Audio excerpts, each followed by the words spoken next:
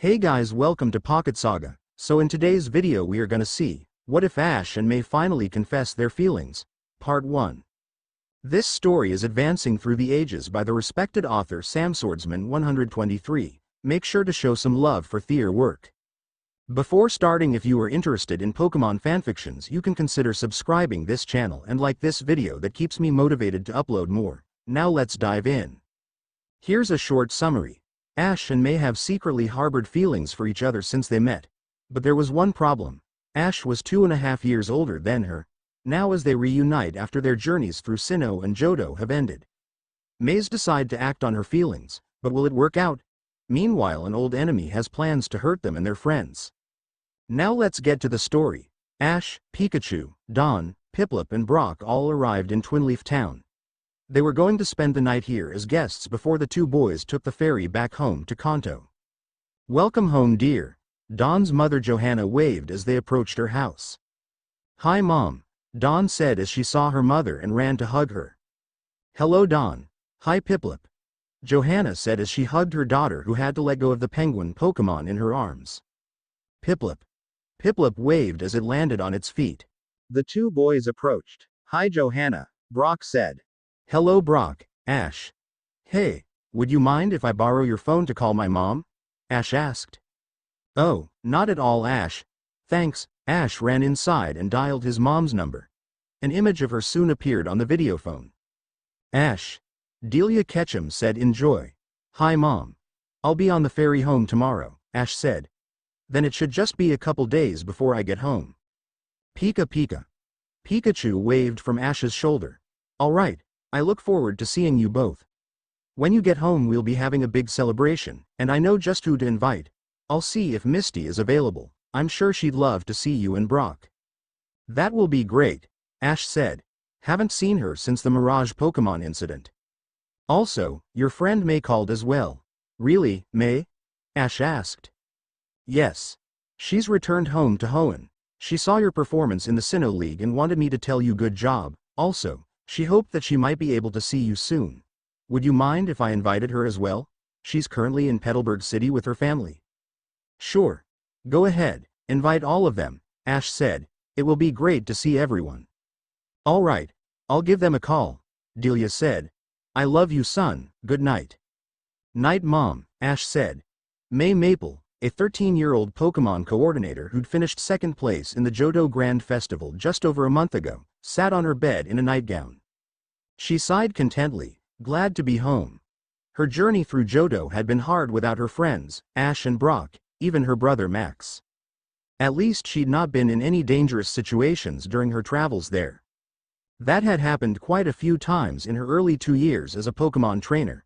She'd been chased by a Corphish, attacked by swarms of territorial grass Pokemon, a mutant Groudon created by a formerly mad scientist, nearly squashed by a rolling Donphan, and just about fallen to her death on at least 2 occasions.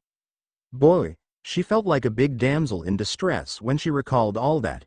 But through all of those she'd been saved by the boy that always stuck with her, Ash Ketchum. She'd met him at the age of 10, he'd been 2.5 years older. She'd been attracted to his care for Pikachu and been thrilled when he agreed to travel with her. He'd been a formidable trainer that could teach her the ropes, and he'd even been a bit famous as someone who'd come in the top 8 during the Johto Silver Conference. But she'd known he'd been a bit too old for her at the time. She tried to remind herself of that as they traveled together, that he could have easily found a girl more appropriate to date at the time. But he'd never made any attempt on that. She never thanked him for all those times he saved her life, as she'd been nervous and thought she might confess the feelings she had. But now it warmed her heart as she recalled all those moments. If not for Ash, she would probably not even be alive today. Her Johto journey had come to an end nearly 2 months ago. She'd gone to that region to follow her rivals, Drew, Harley, and Soledad. Toward the end of it, Drew had said he liked her, only for her to catch him flirting with that fangirl Brianna who'd followed him to the region as well. He'd given her a rose. When she saw May walked out on the arrogant playboy. Now that Drew was out of the picture, May knew who she really wanted. Someone who'd been there for her more times than she could count. Ash Ketchum. Now that she was older, the timing was better. Still, would her parents permit it? "When I see Ash, should I tell him how I feel?" May wondered. What if he doesn't feel the same way? I might lose him as a friend. I don't want that. Her mind filled with memories of the boy she liked and never should have left for that green-haired thorn in her side. Him swooping down on a vine Tarzan style to save her from the grass Pokemon. His Pikachu letting off a thunderbolt, his Sceptile catching her before she hit the ground. All those memories of her secret hero flooding back and making her heart melt, the crush she'd repressed and denied for so long because of the slight age gap seeming to intensify. Suddenly a ring sounded through the house. May got off bed, hoping it was a reply from Delia Ketchum, Ash's mother. She opened the door to her room and looked to see her mother getting up from her spot on the sofa in the living room next to her father as they watched a later night program together. Caroline Maple picked up the phone. "Oh, Mrs. Ketchum," Caroline greeted her caller. May's face lit up in a wide smile. "Hello Caroline. Ash is on the ferry home from Sinnoh tomorrow. He should be home in 3 days." "Wonderful. I think we're all free to take the weekend off and go visit. It will be good to meet you in person, Delia. You've raised a fine young man in Ash," Caroline said. "Thank you. I look forward to having you." The video phone went out and Caroline turned to her husband. "Well Norman, you ready to take a little time off from the gym?" "Yes, any trainers that come by will just have to wait till I get back on Monday. It will probably save them the humiliation of defeat," a voice said from behind May. The young coordinator looked over her shoulder to see her younger brother Max listening in on the conversation. "Maybe so, son, but you know your old man isn't invincible. I know there's a lot of tough trainers out there like Ash, but no matter what happens, Dad, you'll always be my number one," Max said. "I can't wait to see Ash and Brock. Now that I'm a trainer myself, I'll be able to challenge Ash to a battle like we promised. Glad I made it back home yesterday from my journey even though it was only 3 months long. You'll get more traveling in soon, son. But for now, both of you need to go back to bed. We have a long day tomorrow," Caroline said in her nurturing motherly manner. "I'm sure we're all looking forward to seeing your old friends." May blushed as she nodded. "You have no idea, Mom. I just hope everything will work out and Ash doesn't see me as just the little girl I used to be." May walked back into her room. The call she'd been waiting for had finally come and she was going to see Ash again soon. She yawned, ready for bed. Her heart leapt with eagerness as she thought about getting on the ferry tomorrow and the trip to Pallet Town.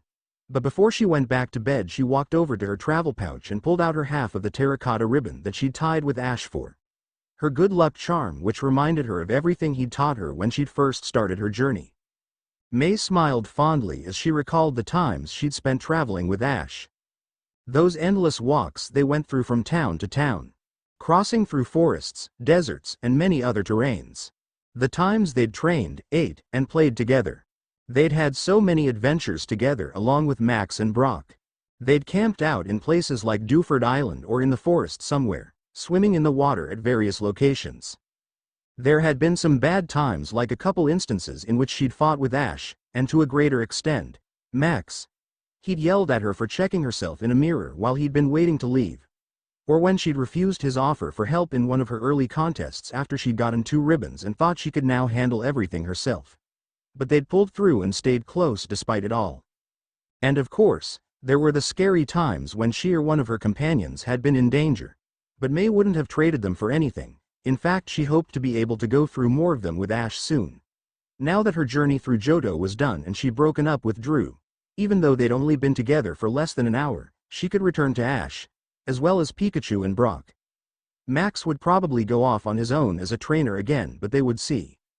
Looking at the half ribbon for a few moments and recalling many of her memories with her friends and brother, May held it up to her heart.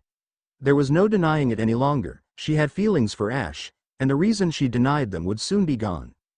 Within less than 7 months, she'd be 14 and he'd be 16. That had to be close enough, right? It was time, she told herself. Setting the ribbon back into her pouch, May went to bed, sleeping soundly. Morning came. She dressed and walked to the breakfast table where her family was now at. 4 plates of human food lay on the table for them. In the backyard, May saw her father's 3 Pokemon, Slakoth, Vigoroth, and Slacking, eating their Pokemon food along with her brother's newly built team. He'd started with a Slakoth and Zigzagoon, 2 Pokemon that his father had caught himself. Good thing too. Slakoth were notoriously lazy and slow, so it would have been difficult for Max to win a battle with just that Pokemon. Max used others as well. He had Ralts. The same he'd befriended 3 years ago when accompanying his sister and the others. He'd caught a Poochyena, a Wingull, and a Zangoose. By having 3 normal types, Max was somewhat following in his father's footsteps, as Norman's specialty was that type of Pokemon. They ate breakfast, then walked outside to find a group of reporters. "Ah, Norman," the reporter said. "I saw a sign on the door to the gym this morning. Is it true you are taking a short time away from the gym?" Norman gave an amused chuckle. Gym leader's life. He then composed himself. "Well, even gym leaders need some time off.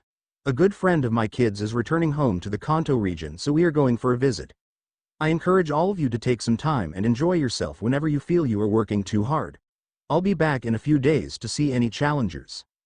With that, the Maple family began their walk to the Petalburg Marina. They soon boarded a ship to take them to Kanto.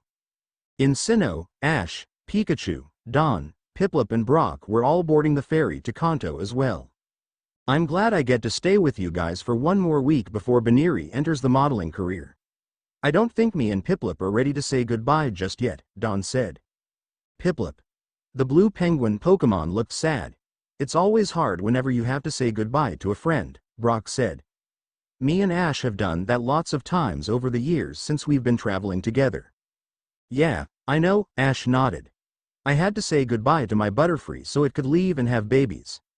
Misty, May, Max, and Tracy as well. But we're all still friends, and I'll be seeing them soon. They're all gonna be there." Dawn smiled tearfully.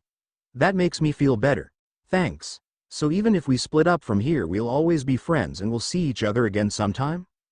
"Lup," Piplup said, cheered up a bit. "We sure will, Dawn. You're now among my honorary travel siblings," Brock said, putting a hand on her shoulder. "Ash and Max are like little brothers to me, so that means Misty, May and you would all be my sisters." "Wow. Thanks, big brother Brock," Dawn said. "Guess I'll get to meet the rest of the family when we get to Pallet Town." "Yeah," Ash said. "Misty, May, Max, and Tracy. Everyone should be there." Little did they know, a trio of familiar thugs were listening in on their conversation. A woman with long reddish-pink hair and green earrings, a man with bluish-purple hair, and a short man that was really a talking Pokemon called Meowth wearing a coat and mustache. "Sounds like there's a big twerp reunion coming up," Jesse said. "They're having themselves a party for doing so well in the Sinnoh League and Grand Festival, no doubt." "Well, I say we crash that party and steal all their Pokemon," Meowth said. "That will make the boss happy." "Meowth, we tried that when they all came back from Hoenn, and there will be even more twerps this time," James said. "Oh yeah. That could be a problem," Meowth said. Jesse sighed. "We keep trying and trying. We've never given up after 5 years of chasing that Pikachu around, but all we get are blast-offs. How are we ever going to get into the boss's good favor?" Suddenly a beeping sound echoed nearby from her pocket. She gasped and pulled out a small device with the rocket R on it. It flickered red while beeping. "That's the signal to contact headquarters. The boss must want to speak with us," Jesse said. "Oh, this can't be good," James said. "For us? Or someone else?" Meowth asked. "I hope it's someone else." In Kanto, Giovanni, the billionaire leader of Team Rocket, sat in front of his computer. He had just seen the news that Norman was planning to visit a friend of his daughter's in the region. He knew of the girl. She'd been traveling with Ash Ketchum, the boy who those fools Jesse and James were always trying to steal the Pikachu from. Giovanni never actually had any interest in that Pikachu despite those idiots' delusions it was something special. He was content with letting Jesse and James embarrass themselves. However, he had begun to take an interest in the boy after Ash had thwarted Professor Namba's operation to capture a Luigia in Johto. Ash had also finished in the top 8 of Hoenn, Sinnoh, and Johto leagues, as well as become champion of the Orange Islands and the Battle Frontier. In addition, he'd been a key figure in the disbanding of Team Magma, Aqua, and Galactic. Giovanni was smart enough to put 2 and 2 together after seeing Norman's brief statement as the gym leader parted. Ash Ketchum had to be who he was visiting. The time seemed right for the boy to be returning soon. "Ash Ketchum, you have gone from being a thorn in the side of my most useless underlings to an interesting trainer," Giovanni said. "If I could get you on my side, I could have a good pawn to bring about my goal at last. You could be the key to my success.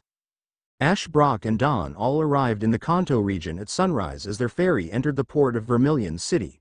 Ash, Brock, and Pikachu all took deep breaths. We're back home, Ash said. Good to be breathing in that Kanto air. Pikachu agreed.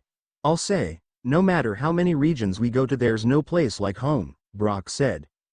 Wow, this is such a lovely city, Don said as they began walking off the plank. Let's head to the Pokemon Center for breakfast, then we'll hit the road, Brock said. All right.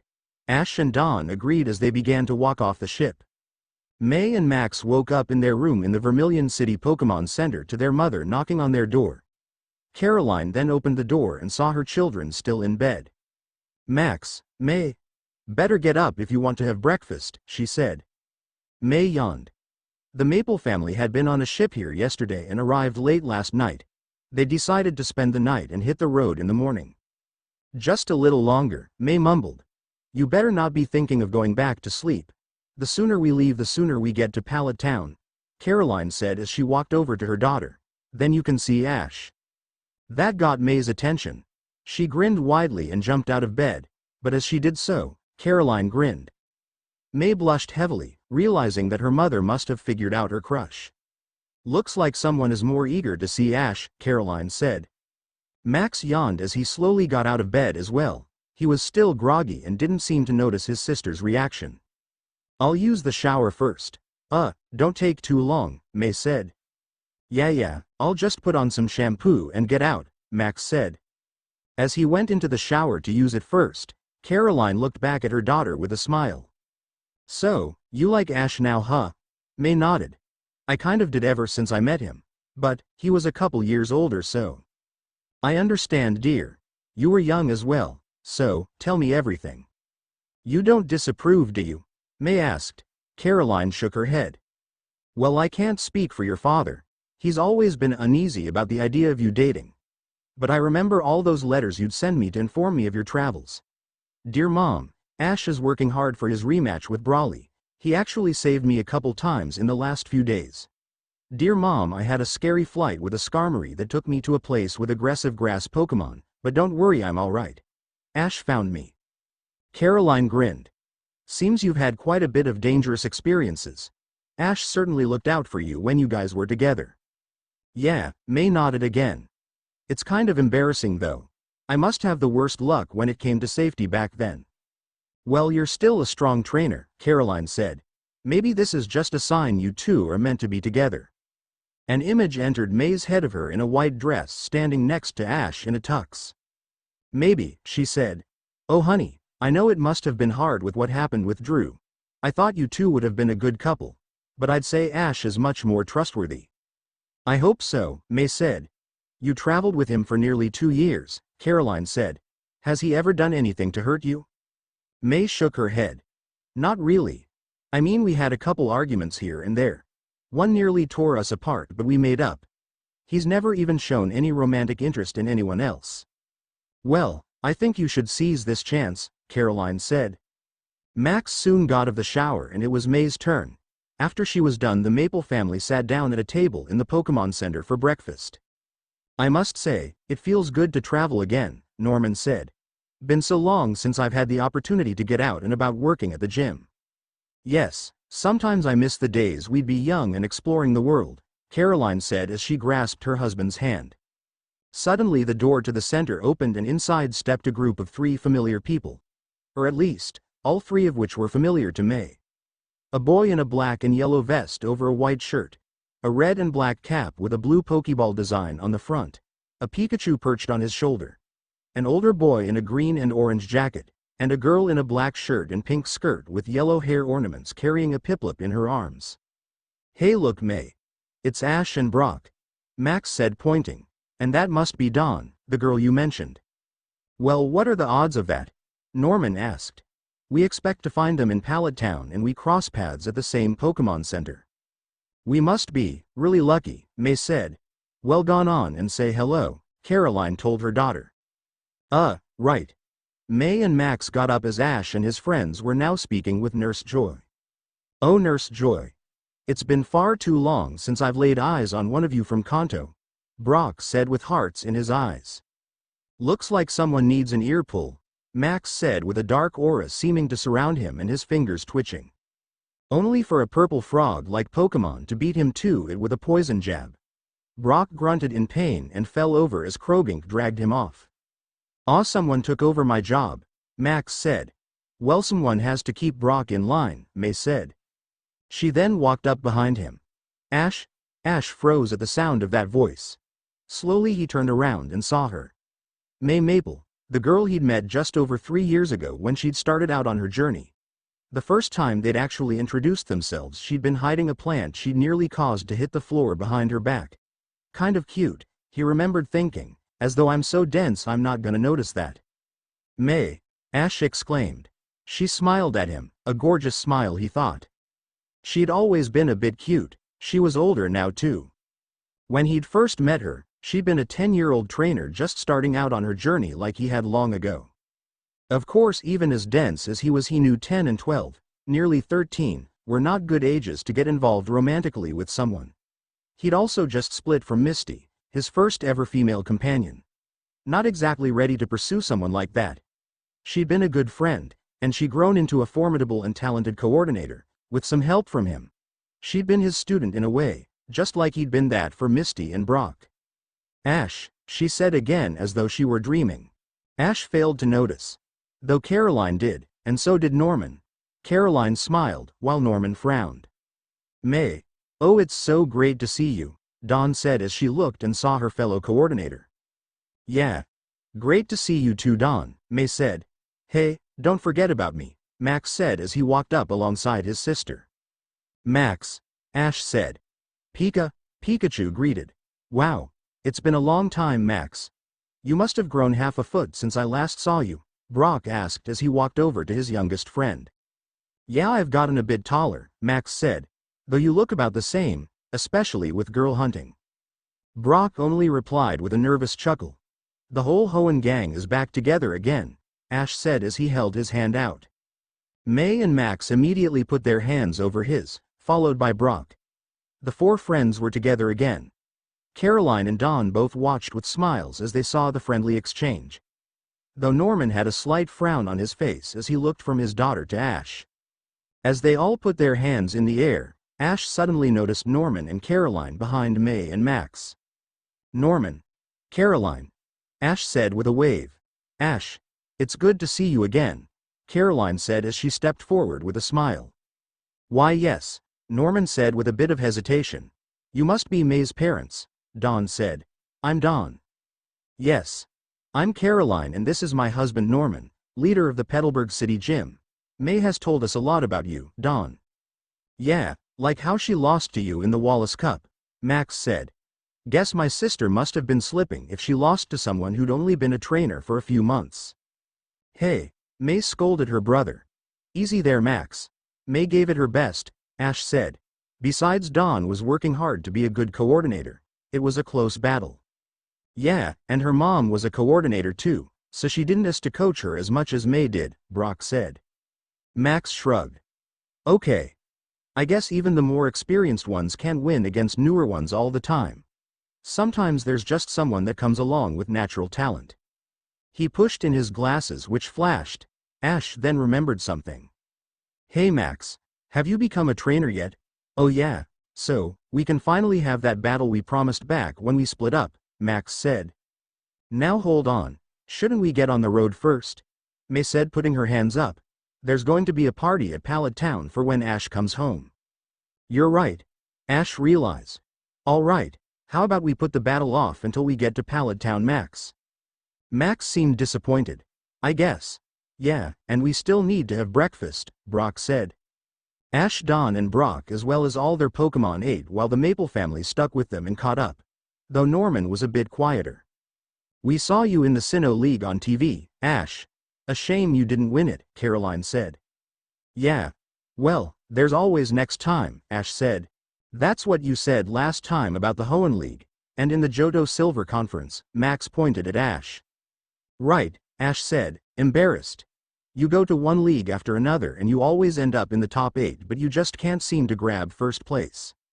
Hey, I won the Orange League and the Battle Frontier, Ash reminded him, and it takes skilled trainers to get to the places I reached. True, but you've only won the whole thing 2 out of 5 times, Max teased. Why you little? Ash was getting really worked up. Okay, that's enough, son, Norman said. Ash has nothing to be ashamed of. He's never been knocked out a league in the early rounds. That's where they weed out the weak. Someone who makes it to the top 8 is to be commended. Right, Dad, Max said. Sorry, Ash, thanks, Norman, Ash said. He then noticed Norman's frown. Something wrong? He asked. It's nothing, Norman said while looking away. Okay, Ash said before looking at May. Is your dad in a bad mood or something, May? May looked at her father, recalling her mother saying he was uneasy about the idea of her dating.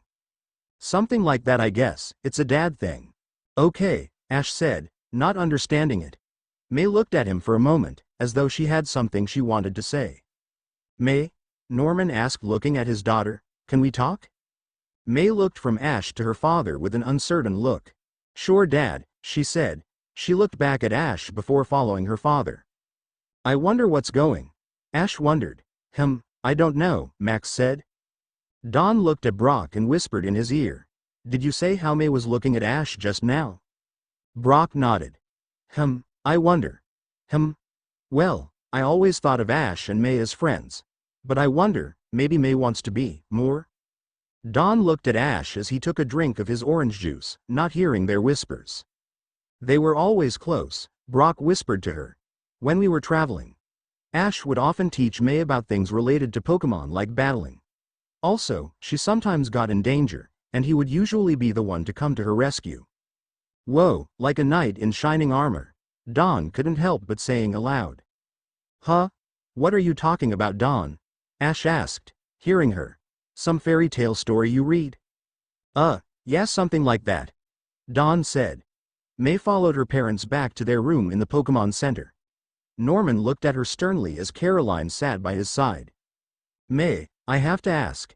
Do you like Ash? May shivered, and it took a bit of will to say, yes, I've liked him ever since I met him. Now understand me, May. I've been fond of Ash ever since I met him as well. He helped you reach Petalburg City safely after your bike was destroyed. But I think he is too old for you right now. He's only 2.5 years older, May protested. I knew that was the case when I first met him. I mean, I was only 10 at the time and he was nearly 13. But it's not too much of a gap.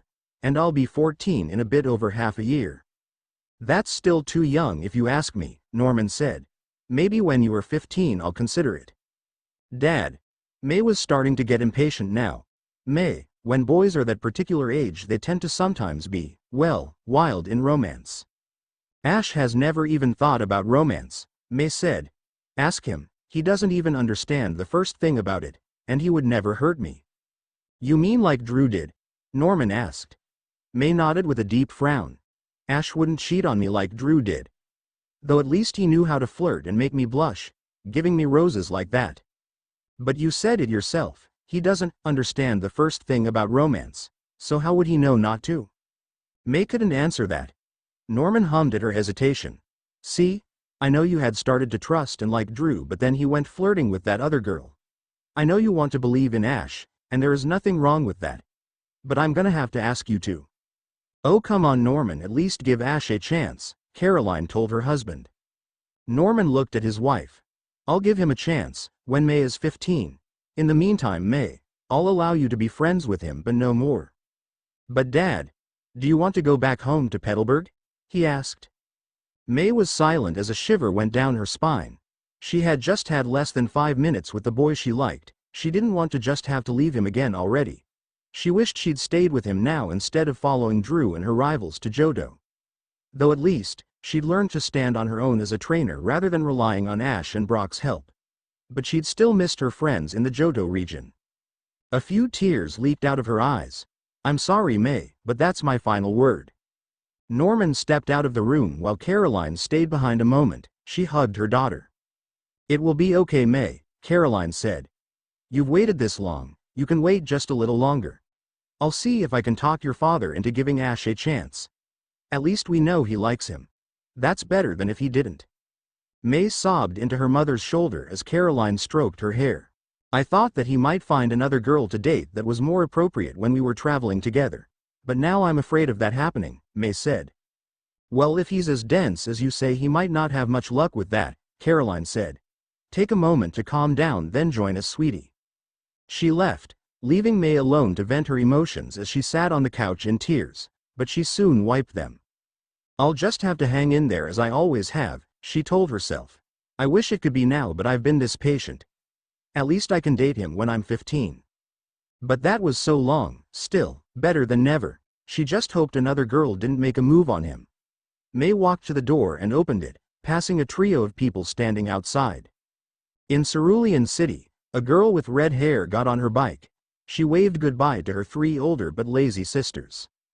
I've left Garados, so that should make it hard for those trainers to beat you, and I told Horsey to squirt you with ink if you try to give badges for free. No, not that, the second youngest sister Lily yelled. Don't worry, we'll behave, the eldest blonde sister, Daisy said. Have fun, Misty. Give Ash and Brock our love, the second sister, Violet said. Okay, Misty said before looking ahead. I'm coming for you, Ash Ketchum. May looked at the people outside her parents' door. Excuse me, housekeeping, one of them, a reddish pink-haired woman said. Right. We should be leaving now, May said as she made her way back to the others. Good day, the blue-haired man said. Bye, the smallest one said. May waved as she walked off. The disguised Team Rocket entered the now empty room May had just left and huddled up, grinning madly, for they had eavesdropped on the discussion between May and her parents. Sounds like the Hohentorpet has developed a liking for the twerp, Jessie said. I thought she liked the green-haired contest goer, James said. That guy was smooth, but she and the twerp spent a lot of time together when she was in the mix, Meowth said. You think the twerp might like her as well? James asked. The twerp is probably too twerpy to know that, Jessie said. Ah well, this gives me an idea. Instead of Pikachu, let's grab the twerpette. They all chuckled evilly. Ash, Brock, and Dawn all finished their meal and it was time to go. From Vermilion City they could take the tunnels of the Diglett Cave as a shortcut with the Maple family. They walked to the caves on the east side outside of the city. This tunnel leads between Pewter and Viridian City. We should get there in 2 days and then we can get some taxis to take us to Pallet Town, Brock said. It's kind of dark in here, Dawn said. Piplup, her partner, agreed. Well, I got something to help with this, Max said. He drew a flashlight from his backpack. They walked for several hours until the time came for lunch. All right, I still got enough to make a good stew, Brock said. May thought of something suddenly. Hold on, Brock, she said. I'd like to cook this time. Huh? Brock was surprised. You cook, May? Ash asked in surprise. I know Brock always did and he was really good at it, but since I went off on my own I had to do it myself, May said. I managed to become pretty decent, I think. I bet it still can't come close to Brock's, Max teased his sister. Brock's is still probably better, but I think I can at least earn second place, May said. Like you did with your purple surprise pokeblock? Max asked. I'll have you know I've been using actual recipes to cook rather than randomly throwing ingredients together like I was back then, May shouted, now annoyed. Okay, that's enough, you two, Caroline said. Let's let May do her cooking. All right, May shouted in happiness. Okay, Ash said. Knock us out, May. Soon May was serving them all a stew filled with vegetables of chopped carrots and celery. May took a ladle and put a bowl in for each of the Pokemon. Food was served and everyone had to let their Pokemon out. Come on out, guys, Ash said as he threw his 5 Pokeballs into the air. Infernape, Staraptor, Torterra, Gibble, and Weasel all appeared. Gliscor had been sent back to Professor Oak's laboratory as Ash could only carry 6 Pokemon. Brock called Chansey, Sudowoodo, and Krogunk out. Dawn's Cyndaquil, Pachirisu, Togekiss, Baneri, and Mamoswine joined as well. Ah! Max exclaimed as he saw all the Pokemon native to Sinnoh that he'd never seen before. So cool, Sinnoh Pokemon. I got to go there after I'm done with Hoenn. Lunchtime, everyone, May said as she threw her Pokeballs. Munchlax, Blaziken, Beautifly, and Skitty appeared along with two Pokemon that Ash and Brock hadn't seen with May before. Wow, caught yourself a Bellossom and a Mareep, huh, May? Brock noticed. Bellossom, a flower-themed Pokemon in a leafy dress, and the electric sheep Pokemon, Mareep, were the newest additions to May's team. Yeah, I didn't catch too many Pokemon while I was in Johto. But these two were really pretty or cute. I had to have them, May said. Yeah, well, I managed to catch 6 Pokemon already, Max said. Come on out, guys. Slakoth, Zizzagoon, Poochyena, Wingull, Ralts, and Zangoose appeared from their Pokeballs. Wow, great start, Max, Ash said. Half of those are normal types, Brock noted. Yeah, kinda taking after my dad's specialization, I guess.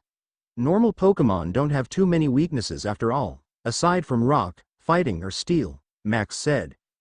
Well, maybe you'll become the next Petalburg gym leader, son, Norman said. Max chuckled. I doubt I'll ever be as good as you, Dad. Well, time for my Pokemon to come out, Norman said. Slakoth, Slacking, Vigoroth. The 3 ape Pokemon appeared from their Pokeballs. They turned their attention back to May's food. Well, time to try this out, Brock said as he took his first spoonful. You like it? May asked. Yeah. You keep practicing, you might even surpass my cooking skills someday, Brock said.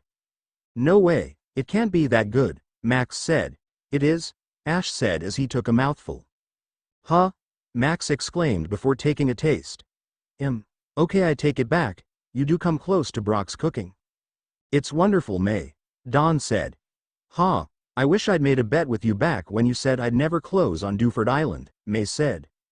It's very good, dear, Caroline told her daughter. Yes, Norman agreed. You probably learned a few things from Brock. Ash looked at May with a smile. I bet you'll make some guy really happy if he has you to cook meals for him. May felt her cheeks go red as she heard that. Oh, thanks, Ash. Norman looked at them both as he held a spoon to his mouth. Slowly he swallowed, watching carefully. Hey Ash, there's something I wanted to say to you, May said. Oh yeah, what's that, May? Ash asked as he continued eating the soup she'd made. May, Norman said warningly. His daughter looked at him in worry and put her hands up. It's not that, Dad. She turned back to Ash. It's just that, I never really thanked you for all those times you saved me while we were traveling together. Oh, that's okay, Ash said. It's what friends do. We look out for each other. Any of us would have done the same. Yeah. Though you are usually the quickest, Ash. You've done it for all of us at some point, Brock said. Yeah. You too. I remember you both pulled me and May up when we were trapped on that broken bridge, Max said. I should probably thank you both as well, Caroline said, for taking care of my children and keeping them safe. Norman sighed and managed a grateful tone. Yes, thank you. I've heard of several incidents that happened along the way. But I'm glad my children had good friends to look after them. I'll always be grateful to you both for that. Well, Ash gets most of the credit, especially for May, Brock said. Ash chuckled. Stop it, Brock, you're making me feel like a big shot hero. Well, you are one to me, Ash, May said. Ash looked at her in surprise, but before he could say anything, suddenly the ground below their feet suddenly began to shake. The earth opened and a large set of 3 metal Diglett heads burrowed up from underground. Dugtrio, it said. I thought Dugtrio only measured 2 feet tall, Max screamed as he looked at the thing. That's just a machine, May said. Evil laughter sounded from within the giant Dugtrio, which everyone now noted to have an R emblem on the middle head. Prepare for trouble, we've dug up a lot. Make it double, we've got a bone to pick. To protect the world from devastation, to unite all peoples within our nation. To denounce the evils of truth, to extend our reach to the stars above. Jesse James putting the do-gooders in their place. Surrender now or prepare to fight, we're Team Rocket. In your face. Meowth. That's right, Wobbuffet, mime. Team Rocket looked down at Ash and his friends from out of each Dugtrio head. It's Team Rocket, Ash stated. Why am I not surprised? May asked. Don't they ever give up? Max said. We've been tailing this Pikachu for far too long to give up now, Jesse said, pointing. Or so we'd usually say. But we have a new target today. and that would be you bandana twerpet. Huh? May was astounded. Me? With a chuckle, Jessie pressed a switch and a mechanical hand sprung out at May and grabbed her as she screamed. Why does this always happen to me? She asked as she was pulled into the machine and the others watched in horror. May, Norman shouted. No, Caroline screamed. Let her go. Norman yelled. You want her to have to come get her, Jessie said, sticking her tongue out. Though we might be willing to make a trade. Ash grit his teeth. Let me guess, you want Pikachu? He asked angrily. No, normally that would be the case. But we've been given special orders, James said. Our boss wants you twerp. Hummy? Ash asked. Meowth, that's right, so if you want the twerpet back in one piece, give yourself up, Meowth ordered. Our boss wants to have a word with you, so surrender and come with us, James ordered. Or would you prefer the twerpet end up deep? Jessie asked. Ash gritted his teeth as he looked at May trapped in the grasp of the mechanical claw which moved her over the hole Team Rocket had just come up out of. Ash watched as May struggled in the machine's grasp. Help! She screamed. Her Pokémon looked at her worriedly. Blaziken growled, and made to move as though to try and help her. Wait, Blaziken. Ash put his hand out in front of the fire Pokémon. Blaze? Ash too was filled with the desire to fight, but May was literally being held over a hole. He'd managed to save her from a similar fate once before when she'd been in the grasp of a robot like this one. But at the time she'd been on higher ground and he'd had just enough time to call out Sceptile to catch her before she hit. He did have Staraptor, but he wasn't going to take the chance if he could help it. He had to try and get her out of danger first. He looked up at Team Rocket. If I agree to surrender myself to you, will you let her go? Certainly, our boss has asked us to bring you to him, Jessie said. Ash thought back to when he'd first met Giovanni, the leader of Team Rocket. Their encounter had been brief, but Ash remembered him well. He'd caused massive pain to Pokémon such as Mewtwo, whom Ash had helped get back to health through a special water. He was a ruthless man. Ash certainly didn't relish the thought of meeting him again. But May's life was at stake here. I'll do what you say, just let her go, Ash said. Huh? May looked down at him in surprise along with all the others.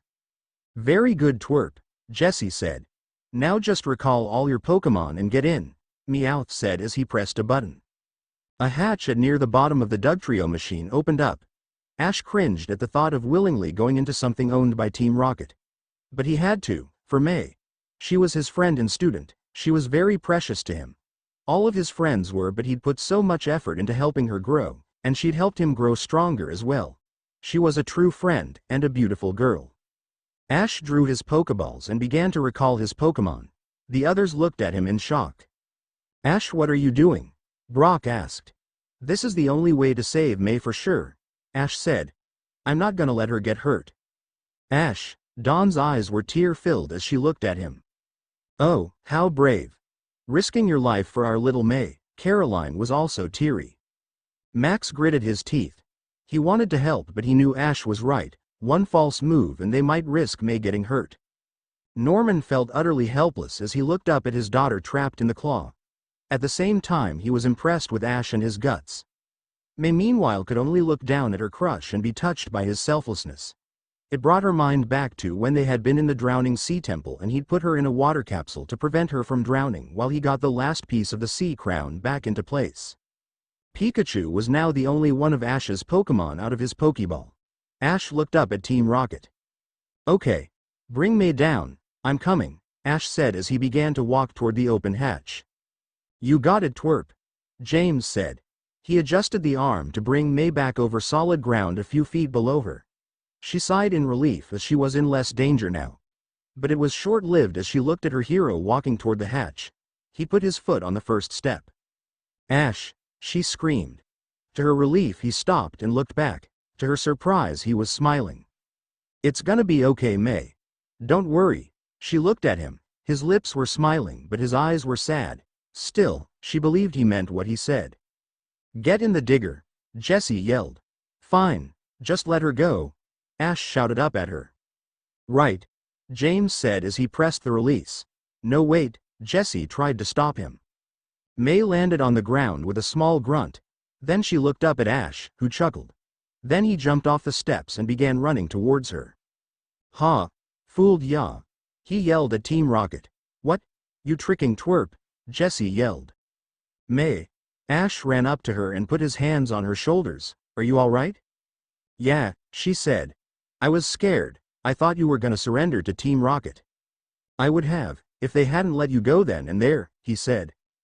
Damn, we let our leverage go, James said. You did, you idiot, Jesse snarled. Get the twerp. The mechanical hand moved toward Ash. Vigoroth use /, Norman ordered. The white and red ape Pokemon, who was more active than his evolved and prevolved forms, leapt into action. He hit the claw just as it was about to grab Ash and May, reducing it to ruined metal. Ash, May, get out of there, Brock said.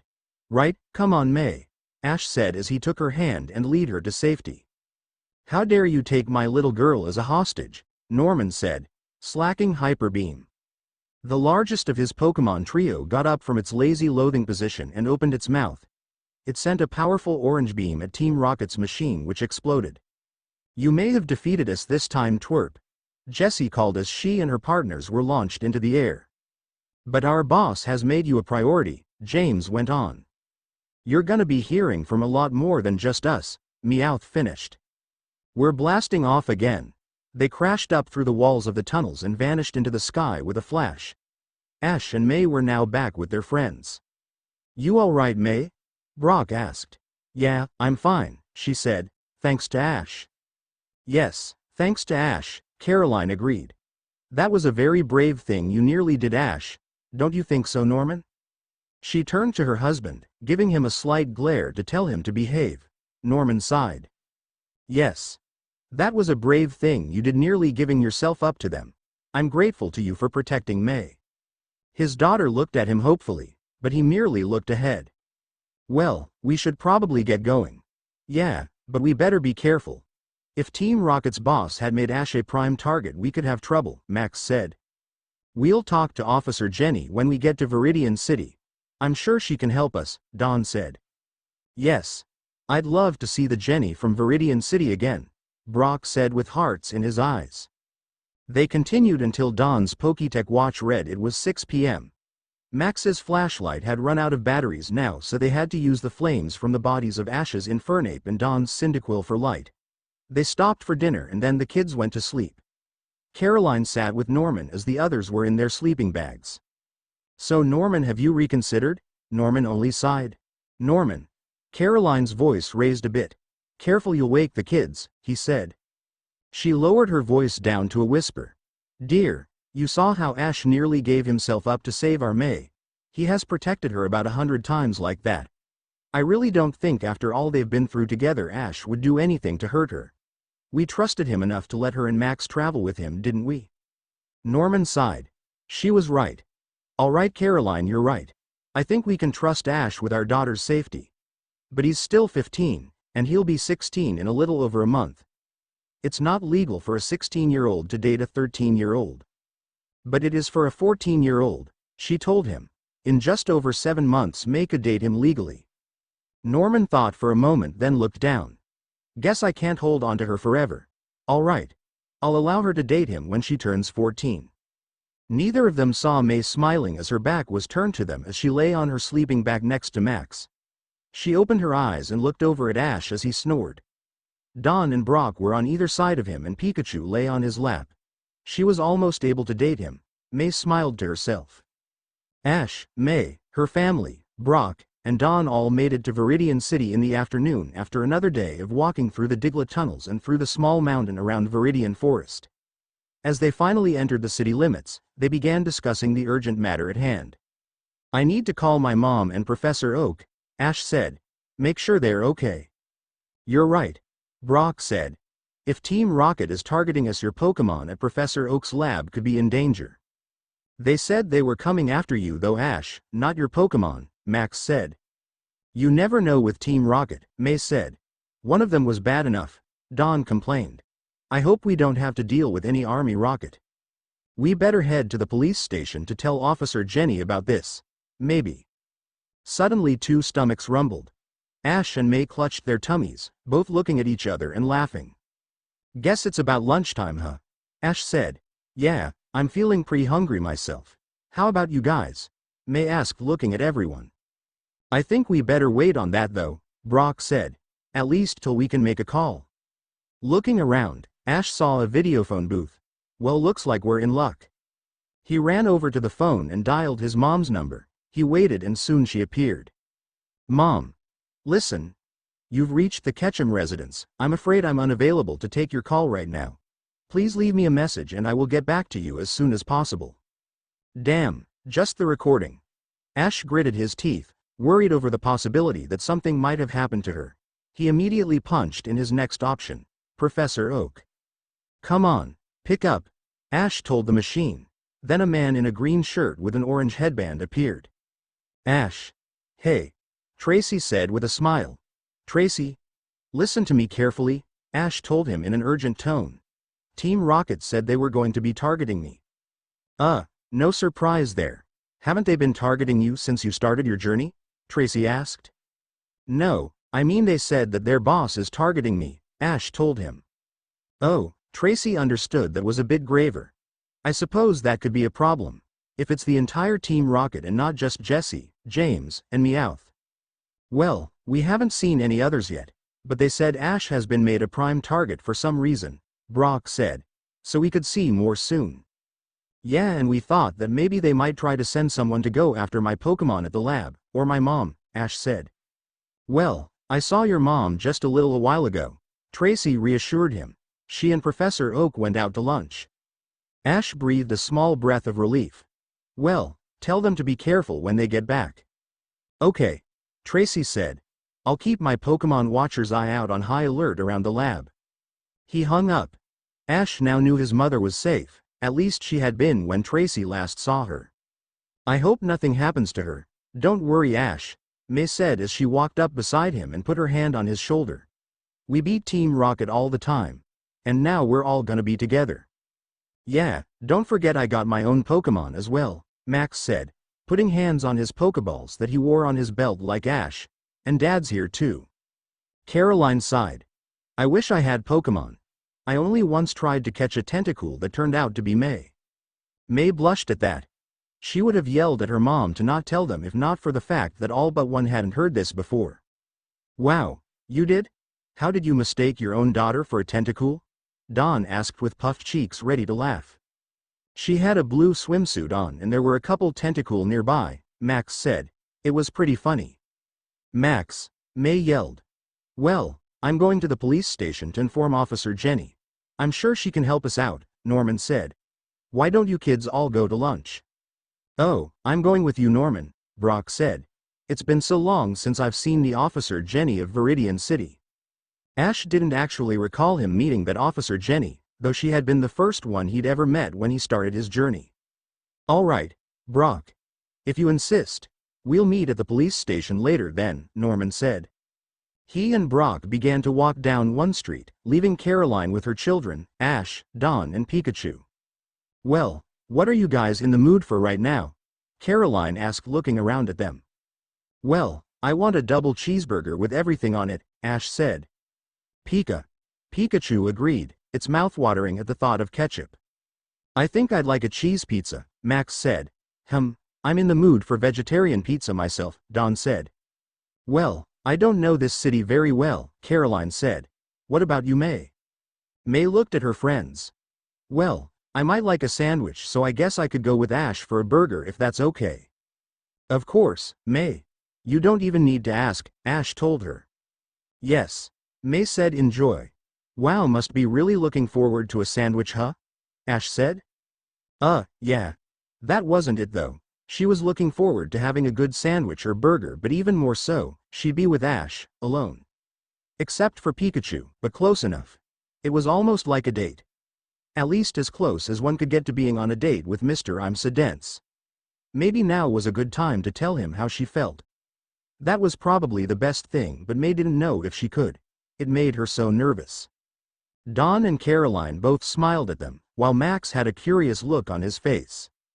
Well, you two enjoy yourselves, Caroline said. Pikachu waved as though to say it was here too. You too, Pikachu. Well, come on, May.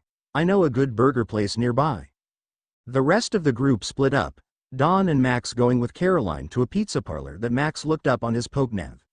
While Ash walked May along the street, Pikachu on his shoulder as always. They arrived at the burger ball, which had the sign of a Pokeball with a burger coming out of it.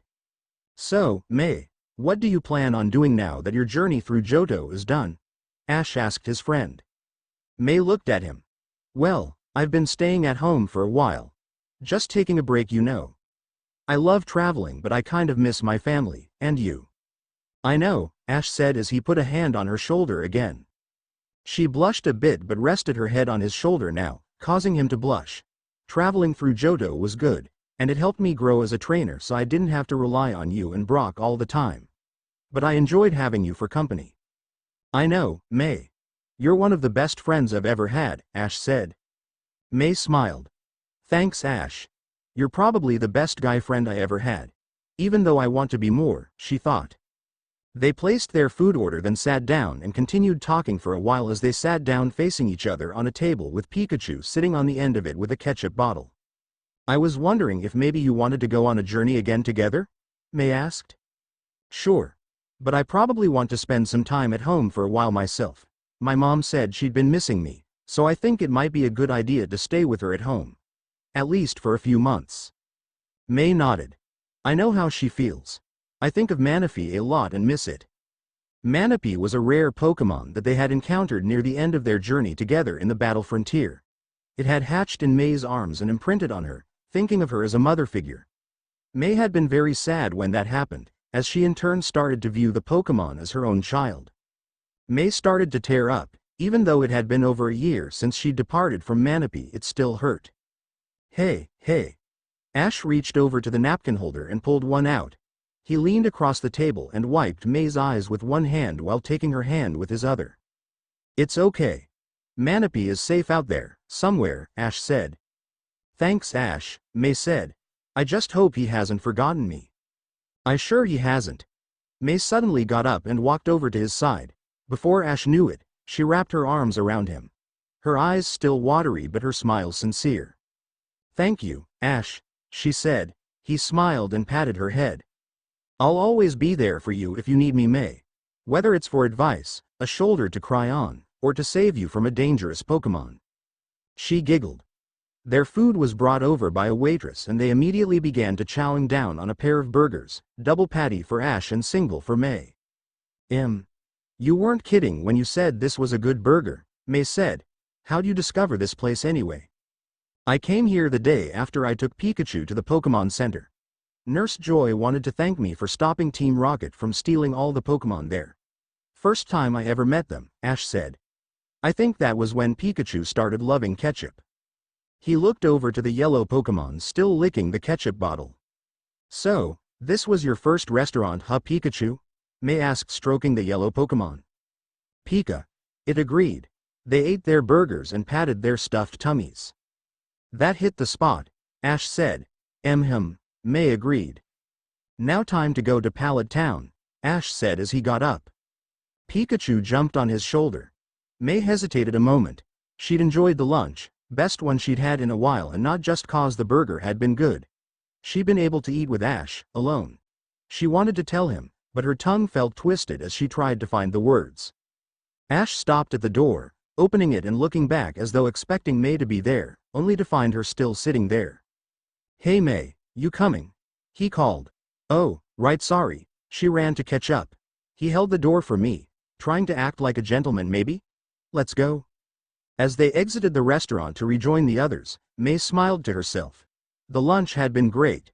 She only wished it had been more of a date. She looked down at Ash's hand, less than a foot from hers. She looked away. At the same time, Ash looked down at her hand. She seems to have gotten a bit cuter since the Wallace Cup, he thought. She's older now too. Maybe I could. No, it's still too soon. She's still 13 and I'll be 16 soon. Ash and May met up back up with the others and they headed to the police station. Ash looked at it from a distance and took a deep breath. "Wow. That sure brings back a memory, huh, Pikachu?" he asked. "Pika?" It looked at him in confusion. "Oh right. You were unconscious," Ash said. "What are you talking about?" May asked. "Oh well, this is the first Officer Jenny I ever met," Ash said. Remember I told you that story about how Pikachu and I got attacked by Spearows? Both she and Max nodded, as they'd heard the story of that on their trip to the Tree of Beginning. Dawn, however, listened carefully as she hadn't heard it before. It was the day I arrived in Viridian City. I was running down the hill trying to get to the Pokemon Center so Pikachu could be healed. He was really hurt badly from the battle with the flock of Spearows. I was grabbed by my first ever officer Jenny from behind as I was running. She thought I might have been stealing Pikachu. But then I showed her my Pokédex, which was also my ID, and she took us down there herself. They entered the station and found Norman and Brock sitting down with Officer Jenny, who was on her lunch break. Krogunk stood behind Brock's chair, a poison jab ready to hit should Brock try to flirt. Well well, Ash Ketchum, the first ever Officer Jenny said. It's been a long time. It sure has, Officer Jenny. I've seen at least 100 of your cousins across all the regions, Ash said. Seems only yesterday you came down the road with that Pikachu in your arms. I see it's still with you, she noted seeing him. Pika. The mouse Pokemon greeted. So, I hear from Norman here that you've been made a prime target by Team Rocket, Jenny said. Yeah, I can deal with the usual 3, but they said their boss is targeting me now, so. Team Rocket's boss, huh? Officer Jenny said. Well, in that case, I'd like to offer you guys a police escort to Pallet Town. But there is something else, Ash, Officer Jenny said. What is it? Ash asked. I've heard a lot about you from my cousins in all the regions. You've lent us a hand more times than all of us could. How would you like to become an honorary member of the Pokemon Police Force? Everyone gasped. Really? Ash asked. You assisted us so many times. I'd say you're more than qualified. You're already pretty much an unofficial police as it with all the help you've given the law. So, what do you think? I'm not sure, Ash said. I mean, I'm trying to become a Pokemon Master after all. Well, you don't need to answer right away. As for becoming a Pokemon Master, well, you can still be that. Besides, Pokemon Masters are often called upon to help us in times of trouble. That's right. I've worked with the Officer Jenny in Petalburg City to catch a criminal or two, Norman said. It provides a nice little bonus to your salary as well. That's true, Brock said. Well, just think about it, Ash, Jenny said. A limo was brought to the police station with 2 police cars escorting it. The limo could fit 7 people altogether. Perfect for Ash, May, Max, their parents, Brock and Don to all fit in comfortably. They drove to Pallet Town. It's kind of strange. We haven't seen any Team Rocket members since we were in the Diglett Cave, Brock said. Maybe Jesse and James were just pulling our legs and trying to get us worried, Max said hopefully. I hope so. Or maybe they're putting together some evil plan to really get us, May wondered. Hey, they said they were after Ash, not us, so, no need to worry, Dawn said her usual catchphrase. Don't forget, Dawn, they've always tried to steal our Pokemon when they have the chance, even if their main target is usually Pikachu, Brock said. Oh. After about an hour they came to Pallet Town. The cars pulled up in front of Ash's home. The group got out and Ash immediately ran to the door. He opened it. Mom, Ash. She walked into the entry room, Mr. Mine behind her. Oh, thank goodness, Ash said as he saw her. I was worried that maybe something bad might happen to you. Maybe Jesse and James were just pulling our legs. Then someone else came into view behind Delia Ketchum and her Pokemon assistant. A girl with orange hair tied in a sideways. Ash, she said. Misty, Ash greeted. They hadn't seen Misty since the Mirage Pokemon incident back when Ash and Brock had been traveling with May. The coordinator looked at the Water-type gym leader with a bad feeling. That she had competition for Ash. In Giovanni's office, the leader of Team Rocket waited for his newest ally to come in. The door opened and he smiled as 2 people entered. One a fit-looking blonde woman in a black Team Rocket uniform. His right-hand agent, 009 Domino. Beside her was a very large older man with a blue beard, which was Giovanni's cue she'd succeeded in the mission he'd sent her on only days ago. Ah, welcome. Thank you for bringing him 009, Giovanni said. Sir, she said. Well, Phantom the Pirate, I heard you were imprisoned thanks to Ash Ketchum. This could very well be your chance at revenge, Giovanni said. The giant man who had tried to steal the sea crown clenched a fist. There are 2 types of men in this world. Those that are strong enough to get revenge, and those that suffer from revenge. I will be the one who gets revenge on that boy and his bandana-wearing girlfriend. They'll pay for taking the sea crown from me and locking me behind bars. You'll get your revenge, I promise. As for the sea crown, I cannot offer anything in that regard. Though if you agree to work for me, I could use someone of your experience to lead a sea base. Phantom huffed. Fine. If I can at least have a shot at those two. You will, but don't bang up Ash Ketchum too bad. I have plans for him and his Pokemon, Giovanni stated. Misty, so good to see you, Brock said as he stepped forward and greeted his old companion. Hey Brock, Misty said as she walked up to him and Ash. The old gang's back together again, Ash said as he held out his hand. Misty and Brock both put their hands on top of his. Pikachu jumped off Ash's shoulder and into Misty's arms. The redhead giggled as she hugged the electric mouse. Good to see you too, Pikachu. She looked at the small crowd in the doorway. May, Max. Hey, Max said with a smile. Hi, May said simply. Hi Misty, Dawn said walking forward to meet the gym leader. I'm Dawn. Hi, you must be the girl Ash was traveling with through the Sinnoh region with, Misty said as she stepped forward and shook the younger girl's hand. Yeah. He told me a bit about you. You're the gym leader in Cerulean City, huh, and you like water Pokemon? Yep, that's me, Misty said. Well, you're quite young to be a gym leader, Norman said. We've heard about you from our children. I'm Norman and this is my wife Caroline. We're May and Max's parents. Good to meet you, Misty said as she shook the other gym leader's hand. Now, Max tells me you're pretty tough. I'm decent enough, Norman said before turning to the woman of the house. It's good to finally meet you in person, Delia. Likewise, Norman, Ash's mother said. I'm glad we finally get the chance to meet. Can't believe it was over 3 years ago our children met. Time sure goes by. Indeed, Caroline added. Mom, Ash said as he walked up to his mother. Hi son. She wrapped his arms around him. Mother and son remained like that for a moment and then broke apart. Delia then turned back to her guests. She counted them up.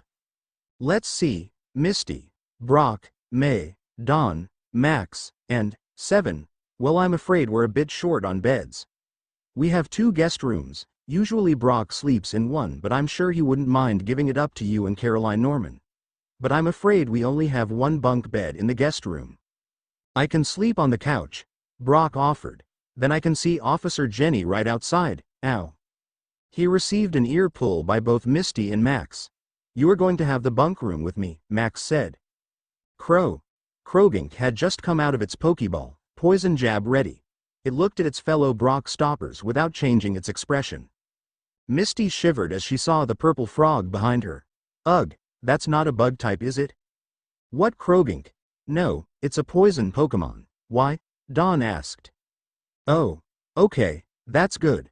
I hate bug Pokemon. They really bug me, Misty told her. I remember she got scared of a little Caterpie back when I caught one, Ash said. Yeah, 'cause it was so slimy and getting near me, Misty shouted. It was trying to be friendly, and you liked it when it turned into a Butterfree, Ash said. Yeah, 'cause it wasn't all icky. I don't mind beautiful bug Pokemon like Butterfree or Ledbia, Misty said. Okay, easy guys. We just got back. Let's not ruin a nice friendly reunion, Brock said as he put a hand on both their shoulders as they glared at each other. Fine, Ash and Misty both said together. May looked at them. Ash had mentioned they used to be prone to fighting each other. It was kind of similar to her and Drew at the beginning. He'd often make fun of her techniques and brag that he would beat her. She frowned, pushing the thought of Drew away as an image of his betrayal popped in her brain. Him holding out the rose to Brianna as the girl blushed. Hey Ash. You said we could have a battle when got back to Pallet Town, Max said eagerly. Oh yeah. Let's do it, Ash said. They stepped outside. Officer Jenny and her police officers were setting up a camp around the house for security. Growlithe stood by her side. Ash and Max faced each other. All right Ash, I'm ready. Okay, Ash said. Try and go easy on him Ash, he's only been a trainer for 3 months now, May shouted. Hey, just 'cause I'm less experienced doesn't mean I don't have a chance, Max said to his sister. After all, who lost to Dawn in the Wallace Cup? May grit her teeth at this. Don't worry Max, I'll try not to be too rough or too easy, Ash said. Let's just have fun. You got a deal, Ash, Max said. Been waiting over a year for this. Okay. Well, how about we do a 3-on-3 Pokemon battle? Ash asked. Fine with me. Ash drew a Pokeball. He knew that Max's Pokemon were probably at a much lower level than his were, but there was still type advantage to take into account. Of course, they had no idea which Pokemon the other would be using, and half of Max's Pokemon were normal types which didn't have many weaknesses, aside from. Alright. Infernape go, Ash said. The flaming ape Pokemon materialized and pounded its chest. Infernape, huh? Max said. Fighting and fire. Then I know. Wingull, I choose you. Max threw his own Pokeball and the white and blue seagull Pokemon emerged. Wingull. Ghoul. Ghoul. It flapped its wings. Good choice, Max, Norman commended as he stood by with his wife, daughter, Dawn and Misty as they watched the battle. Wingull is both a water and flying Pokemon, so it has a serious advantage over Infernape. Still, Infernape is a fully evolved Pokemon. This is probably in Ash's favor, May said. Come on, Max. Show off the awesomeness of your water-type Pokemon, Misty said. Thanks for the cheer, Misty, Max said. Would you prefer him over me? Ash asked, looking at his first female companion. It's nothing personal, Ash. Just rooting for my favorite type is all, Misty said. You do your best too. Come on, Ash. Knock my brother down, May said. Well, let's get going, Max said. Wingull start out with supersonic. Gull. Sound waves traveled from the orange-yellow beak of the Pokemon and hit Infernape, who began losing its balance. Max had started out by trying to put Ash's more experienced Pokemon in a state where it might not be able to attack. Brawn wasn't the only thing that mattered in a battle, you needed brains to win. Oh no, Ash said. Now water gun. A spray of water flew from Wingull's beak now. It hit Infernape, who grunted in pain. Infernape, try a Mach Punch, Ash ordered. Infernape didn't respond. Wing attack. Wingull flew at Infernape and hit it with its wings. Yeah, come on Max, you might be able to win, Caroline cheered for her son. Thanks Mom. Max waved at her. Water gun again. And Infernape was sprayed again. This wasn't looking good. Come on Infernape, snap out of it, Ash ordered. At that moment the confusion wore off. Alright, Infernape, close combat. Quick, fly and use supersonic again, Max tried to order. Oh no you don't, Infernape switched to quick attack. The fiery ape moved in a flash, ramming into the Wingull and doing massive damage. Water gun. Flamethrower. The two water and fire attacks collided, but the flamethrower was too powerful for the little Wingull to put out. Its water gun was evaporated and the seagull Pokemon was hit. It fell down to the ground with swirl eyes. Wingull is unable to battle. Infernape is the winner, Brock said, raising a hand in Ash's direction. Round 2. Good job Infernape. You take a rest, Ash said. Max recalled his Wingull. Good job Wingull, especially for going up against a fully evolved Pokemon. He looked back at Ash. Okay, well, you don't have any other fighting Pokemon, right? Ash shook his head. My Sinnoh Pokemon were Gliscor, Gible, Infernape, Torterra, and Staraptor. Though Staraptor does no close combat, and Gible has Rock Smash. Max's sweat dropped as Ash pulled out a Pokeball and threw it. A small blue-gray Pokemon with a red stomach and a shark-like fin on its back emerged. Gibble, huh? Alright then, Zangoose, you're up. The red and white Pokemon appeared. Zangoose, alright Gibble, use Rock Smash, Ash ordered. Double team Zangoose. More Zangooses appeared and Gibble passed through a copy harmlessly. Keep attacking till you find the real one. Swords dance, Max ordered with a smile. Zangoose raised its claws and waved them around. Its attack was now boosted as Gibble shot through copy after copy. Now there was only one left. Slash attack. Zangoose struck with its sharp claws. Gibble was thrown back and hit a nearby tree. Gibble is unable to battle. Round 2 goes to Max. Yeah, you did it Zangoose, Max said as he recalled his Pokemon. Alright Pikachu. Ash said. Pika. It ran onto the field. Pikachu. Oh boy. I'm in trouble, Max said. Ah well, I'll just give it my best. Ralts, go. He threw his third Pokeball and the little green and white Pokemon with the red at the top appeared. This was it, the final round. Pikachu Thunderbolt attack. Ash ordered. Pikachu jumped into the air and let out its signature Thunderbolt attack. Ralts teleport. The small psychic Pokemon disappeared and the Thunderbolt hit the spot where it had been. Ralts reappeared a second later a few feet away. Pikachu shot another Thunderbolt, but Ralts simply teleported again. Confusion. Pikachu was raised into the air and battered against the ground. You okay, Pikachu? Ash asked. Pika, it was up again. I knew that wouldn't be enough to take down old Pikachu, Max said. Well, let's try this, hypnosis. Ash gasped. Hypnosis would put Pikachu to sleep, making it an easy target for defeat. But Ash had developed a special technique designed to counter hypnosis.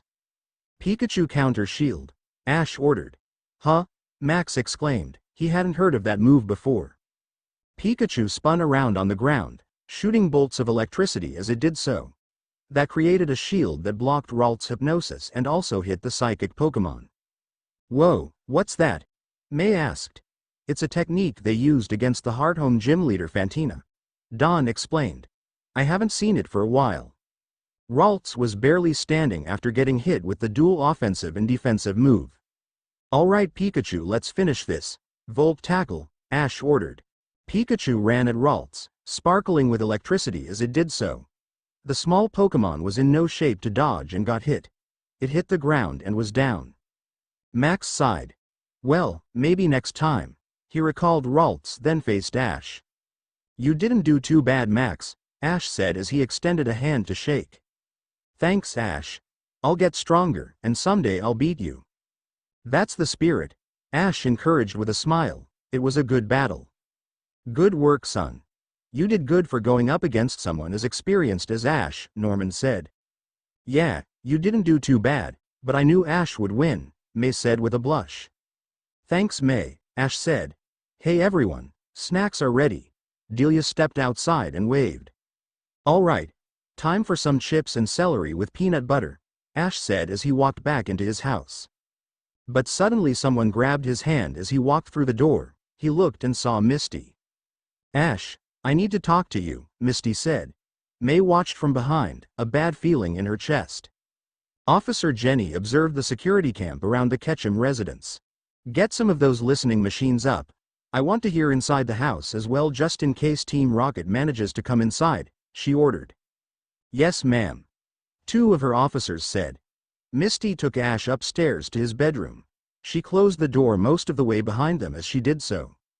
Misty, what's this about? Ash asked. I'm starving and ready for my mom's snacks. Pika. Pie. Pikachu agreed from Ash's shoulder. He was hungry too. Do you think about anything but your stomach? Misty asked with an annoyed expression. She recalled the endless times Ash would bring up food during their travels. Of course, being a Pokemon master, Ash said immediately. Misty sighed. Some things never change, huh? So, what did you want to talk about? Ash asked. Neither of them saw a young brunette girl with a green bandana on her head peeking through the slightly open door. Misty blushed. What? Ash asked. I like you, Ash Ketchum. The words hung in the air for a moment. Ash looked at her in disbelief, an expression shared by Pikachu. May, meanwhile, cringed. She'd feared this from the moment she saw Misty in Ash's house. Now she had a love rival, one that was legal age to date Ash while she still had a bit over 6 months. And in case you're your usual dense self. Let me make this clear, Misty continued before Ash could respond. I like you, as more than a friend. Even as dense as Ash could be, that made it through his thick skull. That means you like me, as a boyfriend? Ash asked. Yes, Misty said. Pika? Pikachu uttered. She nodded, her face a bright shade of red. You've always been a bit of a special person to me. Sometimes you would drive me crazy, but at the same time I've never known anyone like you. She used the exact words she'd said to herself all those years ago when Ash had evolved his Caterpie into a Metapod and he'd said hello to it so eagerly. That must have been the time when she'd begun falling for him. He cared so deeply about his Pokemon, And even if he was reckless and even stupid at times, he was also selfless and never gave up. Misty, I don't know what to say, Ash said, as he too blushed. Ash had never really given romance much though. He'd always been more focused on catching and training Pokemon. That had been his only real dream. He'd never really thought about the possibility of someday falling in love, getting married, and having children. You seriously didn't realize it after all that time we traveled together? Well, guess you still need about 1,000,000 years to become a Pokemon master, Misty teased. Hey, Ash said. Just kidding, she said.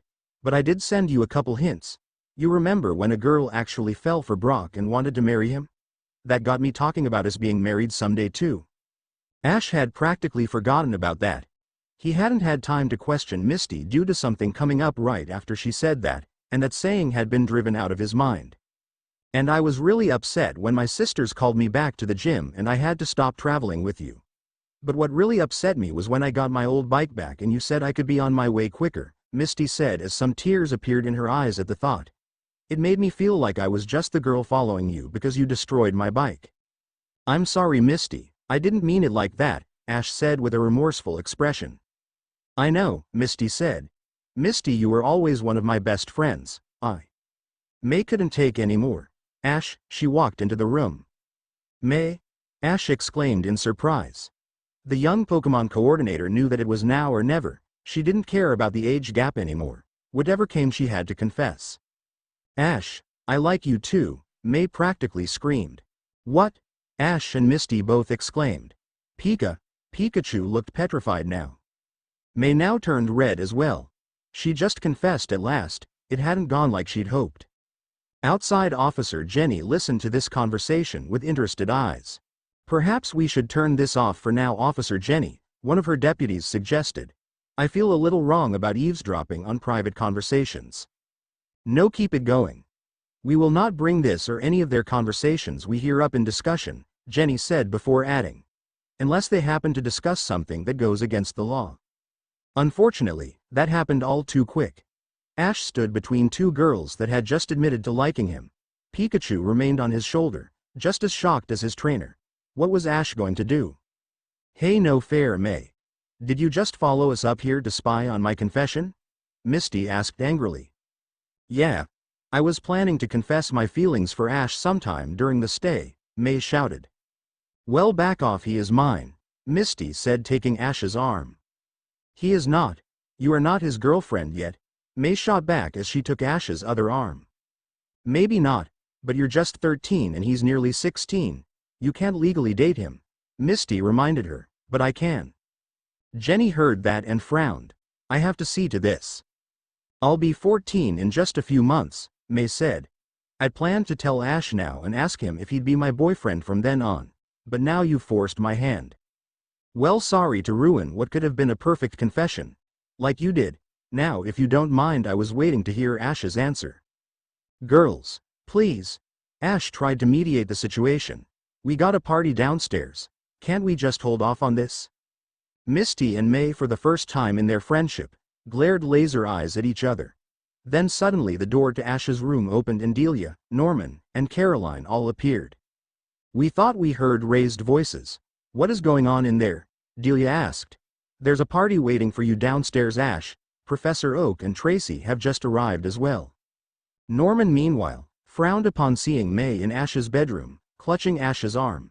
May, get out of there. May looked at Ash, who looked very confused, no surprise given the pressure of having two girls fighting over him. May, do as your father says, Caroline said. While she supported her daughter's pursuit of Ash wholeheartedly, seeing her in a bedroom, where one could do very intimate things, was cutting it a little close even for her taste. Norman had agreed to let his daughter date Ash when she turned 14, if he accepted her, but until her next birthday they would have to remain friends. May hesitantly let go of Ash, leaving Misty there clutching his other arm. She'd not imagined this being the circumstances of her confessing her feelings. She'd imagined it being less forced. Hearing Misty confess had forced her into action. She'd been afraid of this happening, but prayed Ash would remain dense and luckless until her next birthday. Ash looked at Misty, then pulled his arm out her grasp. To her disappointment, he slowly walked out of his room, suddenly less eager for the food which only minutes ago had been the number one thing on his mind. Now he had two girls in his head, girls that were his best friends, and they had special feelings for him. What was he going to do? As he stepped out of his room though, Officer Jenny suddenly came up the stairs. "All right. Who is the girl too young to date Ash?" she asked. "Huh? How did you hear it?" Caroline asked. "I set up listening equipment outside. I wanted to take all necessary precautions in case Team Rocket broke in," Jenny said. Misty suddenly blushed. She'd had more than just May listening in on her confession. "Hey, I was trying to have a private chat with Ash," she said. "Safety comes before privacy," Jenny stated. "Now which girl was it?" She looked from Misty and May. The girl in the green bandana stepped forward. It was me." "I see. Well, I'm afraid I'm going to have order you to refrain from any physical contact with Ash," Jenny stated. May looked down. "Officer Jenny, I don't think that's really necessary," Caroline tried to intervene. "The law clearly states that someone 15 or older cannot date someone below the age of 14. May snarled and clenched her teeth and fist. "I hate this damn age gap. I've waited over 3 years to tell Ash how I feel," she shouted. "Hey, I waited over 5, Misty stated. "Misty, May, please, don't fight," Ash said, putting his hands between both girls. "Looks like you were right about May, Brock," Dawn whispered. "Yeah. Though I never knew about Misty," Brock said. "Man, Ash has more luck with the girls than I've ever had. I'm so jealous." "My sister and Ash, huh?" Max said as he looked at the two of them. "I always kind of liked seeing them together." Misty and May continued to glare at each other. Then Norman came forward and put a hand on his daughter's shoulder. "May, come on, shut up Dad. Just leave me alone," she shouted in a mixture of sadness and anger. "I wasn't able to confess to him first because of you and this stupid age gap. Just leave me alone." She shoved past her father and ran past everyone else. She made her way down the stairs, and they heard the front door slam. "Well, looks like the party will have to wait," Delia said as she watched the commotion sadly. Ash sighed. "Love," he sighed. "I always had the feeling it would be trouble." Pikachu sighed sympathetically as he recalled Baniri's affection toward him.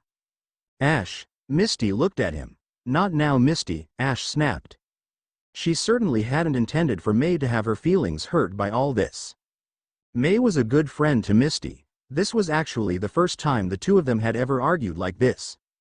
Misty had been impressed with the younger trainer's abilities. She'd watched May get into the top 8 of the Hoenn Grand Festival, and even higher in the one here in Kanto.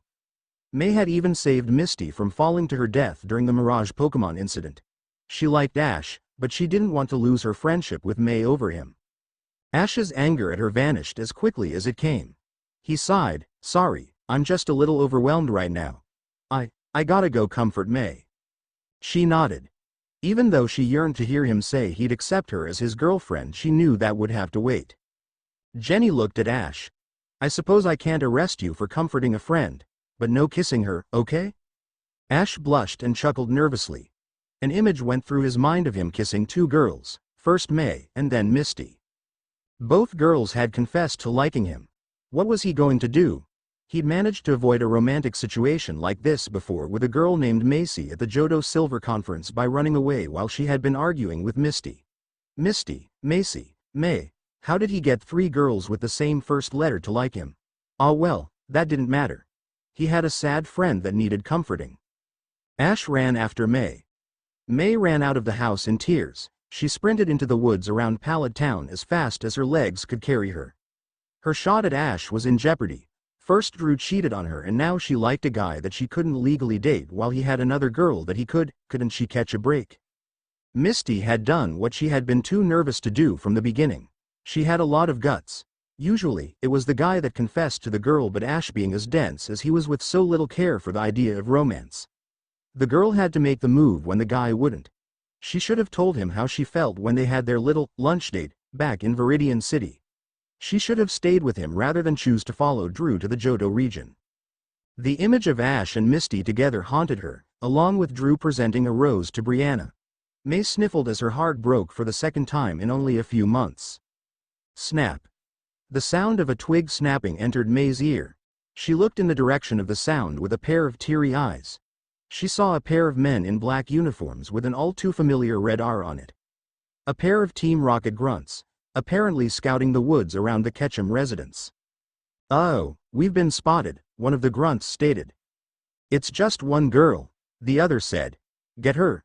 Go Golbat." He threw a Pokeball into the air and a blue Pokemon with purple-trimmed wings appeared. "Aircutter," the grunt who'd called it out ordered. The bat Pokemon flapped its wings, sending shuriken waves of wind at May, who screamed and dodged it. She hid behind a tree. "When I'm not getting my heart smashed, I'm getting my life in danger," May thought. "My luck is the worst." She wanted to call for Ash to save her like he always did. Somehow, she had a feeling he was coming. Just like when he'd come for her when she'd been being chased by the territorial grass Pokemon. "I'm coming, May," Ash shouted as he swung down on a vine like Tarzan with Pikachu on his shoulder as always. He landed in front of her, and she said, "Ash, you're here." She'd been expecting him. May deep down knew that she could always count on Ash to be there for her when she needed him. But she was not some helpless victim or a novice trainer anymore. She didn't need to rely on the more experienced ones to protect her all the time. She'd managed to get through Johto on her own. She could handle these too. May drew a Pokeball from her fanny pack. "Glaceon, Ice Beam." She threw the Pokeball and her Ice-type Pokemon appeared.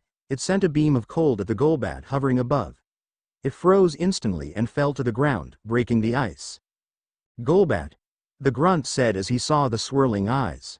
"Let's get out of here," the other one said as he threw a Pokeball. Coughing, poison gas. He threw his own Pokeball, which revealed a bumpy purple sphere-like Pokemon with a skull pattern on its lower part. It spit out a cloud of foul-smelling gas. May tried to cover her mouth, but Glaceon was caught in the attack. The blue ice Pokemon began to cough. "Glaceon." May ran to her Pokemon and reached for it, taking her hands off her mouth. Immediately the gas entered her lungs. She began to cough and succumb to the effects, collapsing next to her Pokemon as she saw the two Team Rocket members making their getaway. Ash caught a glimpse of May running into the woods nearby. He immediately ran after her, but she vanished. "Pikachu, can you track May?" Ash asked. "Shoo." The electric mouse Pokemon jumped off his shoulder and sniffed the ground. Then its ears perked up as though it heard something. "Pika." It ran in a certain direction where it heard the noise. There was the distant sound of an ice beam that Ash could hear faintly. Then a shout sounded. "Let's get out of here." Coughing poison gas attack. The sound of a Pokeball opening filled the silent woods and a horrible gas filled the area. "Glaceon." Ash recognized May's voice coming from the direction of the gas. He heard coughing. She was in trouble. Ash reached for Staraptor's Pokeball. He'd have his trusty bird Pokemon from Sinnoh blow this gas away. Then something huge flew past him. He caught a glimpse of a brown body with a long red and yellow plume. His eyes widened as the massive bird Pokemon flapped its wings, blowing away the gas before Ash could call on Staraptor. It revealed May and Glaceon on the forest floor looking ill. In the distance, Ash spotted two figures in black run into the woods. "Come back here, you cowards," Ash shouted. The figures paid him no mind and vanished. "Oh no," Ash said as he turned his eyes back to his downed friends. "May, Glaceon." "Pika." Pikachu shouted in concern as it ran to Glaceon's side. "Geo." The bird Pokemon above them squawked. Ash looked at it again and saw it. "Pidgeot." "Pidgeot?" Ash asked. "Geo," it squawked in confirmation. It was his Pidgeot. Ash wanted to hug the second Pokemon he had caught in his early journey. His heart filled with both sadness and happiness at the reunion. But looking at May laying on the ground prevented him from doing that. The teenaged brunette girl was purple in the face like Coffin's body. Glaceon was also purple. Ash let out a pained grunt as he ran over to them. He lifted May's back off the ground. "May, May." She opened her eyes weakly. "Ash. Hang in there, May. I'm gonna get you help," Ash said. "Pika." "Pikachu." Pikachu pushed Glaceon's shoulder trying to stir her. "Glaw," she said in a weak voice like her trainer. "Pika. Pika." Pikachu spoke in an encouraging voice that said, "Don't give up, it will be all right."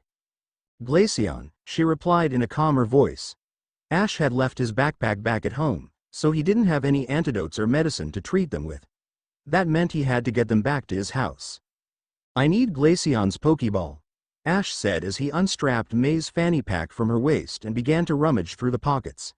He found cash in one pocket, then her Pokeballs in the other. He felt the Pokeballs one by one, the ones with Pokemon were heavier. After 2 or 3 feels he found an empty one that had to be Glaceon's. Glaceon return, Ash said. A beam of light traveled to the fresh snow Pokemon and she was taken inside. Ash then gently picked up May bridal style and looked at Pidgeot. Sorry Pidgeot, not a good time for a reunion, Ash said. Geo. It said in a tone that seemed understanding as it could clearly see the poisoned girl. Come on, let's go home, Ash said. He ran as fast as he could with May in his arms and Pikachu running behind while Pidgeot flew above. After just a short while he came out of the woods and saw his house. The policeman camp was still outside with Officer Jenny watching as he made his way back. What happened? Jenny asked. She got attacked by some members of Team Rocket that were in the woods, Ash told her. Get her inside, Jenny ordered, then turned to her deputies. Send some men into the woods to try and catch them. Yes ma'am, they said and began to run into the forest. Ash meanwhile carried May toward the door, but it opened and revealed Caroline and Norman. Ash, what happened to May? Caroline asked, hysterically. She's been poisoned, Ash said. Oh no, Norman was now alarmed. Give her to me. May heard her father's voice and though it hurt to move she put an arm around Ash's neck as he reached forward to pass her to her father. No, she said weakly. She was still angry with her father as well as Jenny for not allowing them to be together here and now. She knew he was just trying to keep them out of trouble as Ash could have been arrested for dating a girl her age. But thanks to that stupid rule she hadn't been able to confess to him before Misty, who might take him first. Norman heard her and a pained expression covered his face. He lowered his arms and moved aside. Ash brought May back closer to him, walking sideways through the doorway so that May's legs wouldn't get in the way. Brock and all the others came into the entry room. They were all shocked and scared upon seeing May's state. She's been poisoned, Ash said. Glaceon too. Set her down on the sofa, Brock ordered as he ran to get his backpack. Ash did as his friend said while all the others gathered around looking at May worried. Ash brought Glaceon's Pokeball out and let her out. Brock returned a moment later with a couple pink berries in hand. Pecha berries to cure poison. Give them some air, he shouted. Everyone moved back as the breeder and aspiring Pokemon doctor put a berry into May's mouth and she chewed. He then did the same with Glaceon. Immediately the purple in both the trainer and her Pokemon's face receded. You'll both be okay now, May. Just try to take it easy, Brock advised. Thanks Brock, May said as she opened her eyes, and thank you Ash. Ash nodded, blushing slightly as Misty watched with a frown. But it faded soon enough and turned into a smile. She was glad that May was all right, but she'd have to talk with her later. Ash then noticed 2 other figures in the room. Tracy, Professor Oak, Ash said. Hello Ash, good to have you home again, Professor Oak said. Yeah, been a long time, Tracy said. Though from what I heard earlier you have quite a situation, 2 girls confessing their love to you. Ash didn't know how to reply. Romance had never been one of his areas of expertise. You know, I always had a feeling you and Misty liked each other from the way you fought all the time, Tracy went on. May cringed at mention of Misty's feelings. She wanted to get up and walk away from this conversation, but her body was still weak for now. We'll talk about that later, Misty said. Yes, we have all the party food waiting, Delia said. Ash looked at May a bit worried, but his stomach grumbled and indicated it was definitely time to eat. Well, all right, let's chow down, Ash said, putting on a smile. Now hold on. We got Team Rocket members in the woods, shouldn't we talk about what to do? Brock suggested. We'll talk about that while we eat. Things are getting cold, Delia said with a smile. Yeah, Dawn said with a bit of a nervous giggle. No need to worry. That's when I worry the most, Brock folded his arms. Geo. What was that? Dawn asked at the sound. Ash looked at the door behind him and saw a beaked face looking in through the window on it. Oh, it's Pidgeot. Ash ran to open the door. Pidgeot? Brock exclaimed. No way, Misty said. Ash opened the door and allowed the large bird Pokemon to walk in. It had to bend down as it did so. Is that your old Pidgeotto that evolved, and you had to go with a flock of its prevolved forms to protect them? Professor Oak asked. Sure is. It showed up right when I found May, Ash said, putting a hand on his old friend's wing. Good to have you back, Pidgeot. Pidgeot. It cooed and nuzzled its old trainer. Ash wrapped his arms around it. I'm sorry I never came back.